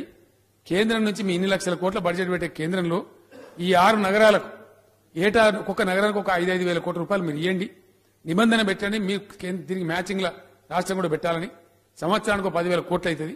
అయినప్పుడు ఈ అనుకున్న స్థాయిలో ఇక్కడ పేదల ఇల్లు కావచ్చు, ఇన్ఫ్రాస్ట్రక్చర్ కావచ్చు, ఇంకోటి కావచ్చు చెయ్యాలి అధ్యక్ష. ఈ హెచ్ఎండిఏ గాని జీహెచ్ఎంసీ గాని, నేను ఆ మధ్య బీజింగ్ పోయిన అధ్యక్ష. మనకు ఒక ఔటర్ రింగ్ రోడ్ ఉంది. దాన్ని అప్పుడప్పుడు చూసి మనం గర్వంగా చెప్పుకుంటాం. ఇప్పుడు రీజనల్ రింగ్ రోడ్ కూడా మేము ప్రతిపాదించినాం. నేను బీజింగ్ వెళ్ళినప్పుడు అధ్యక్ష, అప్పటికే బీజింగ్ నగరం 6 ఔటర్ రింగ్ రోడ్లు కలిగి ఉన్నది. 5 ఔటర్ రింగ్ రోడ్లు కలిగి ఉన్నది. ఆ రోజుకి 6వ ఔటర్ రింగ్ రోడ్ నిర్మాణంలో ఉంది. స్టిల్ మేము ఒక్కొక్క చోట గంట సేపు స్టక్ అయినాం ట్రాఫిక్ లో. మేము అడిగినాం, ఇదేమరా బాబు ఇన్ని రింగ్ రోడ్లు అయింది కత్తున్నది, ఎందుకు స్టక్ అయింది అని అంటే వాళ్ళు చెప్పినారు 7 మిలియన్ కార్స్ ఉన్నాయి సార్ ఈ సిటీలో అని చెప్పి. 70 లక్షల కార్లు ఒకటే నగరంలో ఉన్నాయి. కాబట్టి ఈ బాధలు తప్పలేదు. అట్లా దాని తదనంతరం విపరీతమైన పొల్యూషన్ ప్రాబ్లం ఉంది. ఈరోజు మన రాజధానిలో ఢిల్లీలో దిగితే కూడా ఎయిర్పోర్ట్ నుంచి ఇంటికి వరకు దగ్గొస్తా ఉంది అధ్యక్ష. విపరీతమైన పొల్యూషన్ ఉంది. అంటే అది ఏమిది అర్థం చేసుకోవాలి. ఈ మధ్యన నేను యాస్కీలో వాళ్ళు అర్బన్ ఫిలాసఫర్స్ వాళ్ళని పిలిచి సమావేశం కూడా పెట్టినాం. మరి మన నగరం గతి ఏమవుతుంది, మన సంగతి ఏం జరుగుతుంది? ఇప్పుడు అధ్యక్ష ఇందిరా పార్క్ పోతే అప్పుడప్పుడు ఆక్సిజన్ సెల్లింగ్ సెంటర్లు వస్తా ఉన్నాయి. ఆక్సిజన్ కొనుక్కోవాలా మనం? రాబోయే తరాలు ఏం కాబోతా ఉన్నాయి? ఆక్సిజన్ అమ్మేటువంటి కేంద్రాలు కూడా ఏర్పడే దుస్థితి మన తప్పుల వల్లనే వస్తా ఉంది. కాబట్టి డెఫినెట్ గా ఒక పరిమితికి మించి జనాభా మరి రానియద్దా పట్టణాలలో ఏదో జరగాల్సిన అవసరం ఉంది. అంత పెద్ద పవర్ఫుల్ కంట్రీ, అంత rich country, China is suffering, Beijing is suffering with severe pollution. మన రాజధాని ఢిల్లీ కూడా gone out of hands, that is suffering with severe pollution. మరి మనం కూడా హైదరాబాద్ జాగ్రత్త పడాల్సిన అవసరం ఉంది. ఖాన్ గారు చెప్పినటువంటి తప్పకుండా దృష్టిలో పెట్టుకుంటాం. అదేవిధంగా సన్న వెంకట వీరయ్య గారు కొన్ని సూచనలు చేసినారు, అజయ్ కుమార్ గారు కూడా కొన్ని సూచనలు చేసినారు. ఆ సూచనలన్నీ కూడా పరిగణనలో పెట్టుకుంటాం అధ్యక్ష. రాజాసింగ్ గారు వారు చాలా దౌర్భాగ్యం అన్నారు. అయ్యా, దౌర్భాగ్యం మీ దగ్గర మా దగ్గర లేదు. కేంద్ర ప్రభుత్వం డబ్బులు ఇస్తలేదు. మేము ఎన్నికల కోసం పెట్టామని మీరు మాట్లాడి ఎన్నికల కోసం పెట్టలేదు. మాది అసలు ఎన్నిక అయిపోయింది, మిగిలింది ఓన్లీ పార్లమెంట్ ఎలక్షన్. దానికి అంతా మేము బెంబేలు కూడా ఎత్తుతలేము. ఇంకా ప్రజలు మా వైపే ఉన్నారని మాకు నమ్మకం ఉన్నది. చూద్దాం భగవంతుడు ఎట్లున్నాడో. కాబట్టి ఎన్నికల దృష్టితో ఇంకో దృష్టితో పెట్టిన బడ్జెట్ కాదు. అట్లా పూర్తి బడ్జెట్ కూడా మేము పెట్టలేదు. శ్రీధర్ బాబు గారు మాట్లాడి బడ్జెట్ పూర్తిగా పెట్టేది ఉండే ఎకనామిక్ సర్వే అన్నారు. మీరు కొద్దిగా చూసి మాట్లాడితే మంచిది, దయచేసి సలహా చెప్తారు. సీనియర్ మెంబర్గా my advice. Vote on account పెట్టినప్పుడు ఎప్పుడు కూడా ఎకనామిక్ సర్వే పెట్టరు. మేము ఇచ్చే ఫిగర్స్ కూడా సిఎస్ఓ అని ఉంటుంది, సెంట్రల్ స్టాటిస్టికల్ అథారిటీ ఉంటుంది. మా జీఎస్డీపీ లెక్క కానీ మా మంచి కానీ చెడ్డ కానీ వాళ్ళు డిక్లేర్ చేసే ఫిగర్ అని మనం చెయ్యం. మనకు ఆ అథారిటీ కూడా లేదు. కాబట్టి ఆ ఫిగర్స్ అన్ని కూడా ఆ సిఎస్ఓ వచ్చిన ఫిగర్స్ తప్ప మేము చెప్పేటి కావు. ఎకనామిక్ సర్వే కూడా రెండు కారణాలు. ఓట్ ఆన్ అకౌంట్ బడ్జెట్ తో ఎకనామిక్ సర్వే పెట్టరు, నంబర్ 1. నంబర్ 2, 31 మార్చ్ తర్వాతనే ఆ మార్చ్ లో వస్తుంది, ఇయర్ ఎండింగ్ లో వస్తుంది తప్ప ఎకనామిక్ సర్వే ఇప్పుడు రాదు.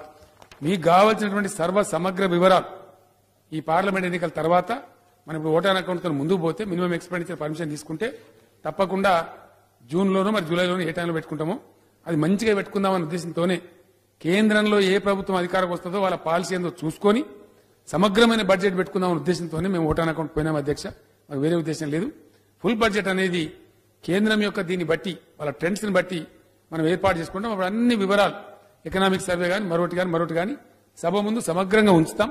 అది దాని హైడ్ చేసే అవసరం కానీ ఇంకోటి కానీ లేదు. కాబట్టి ఆ ప్రకారంగా ముందుకు పోదామని తెలియజేస్తూ, సరే కొన్ని విమర్శలున్నా కొన్ని మంచి సలహాలు కూడా ఇచ్చినారు. చాలా ధన్యవాదాలు సభ్యులందరికీ. మరొకసారి ధన్యవాదాలు తెలియజేస్తూ తమరు కూడా ధన్యవాదాలు తెలియజేస్తూ నేను విరమిస్తా ఉన్నా అధ్యక్ష. జై తెలంగాణ.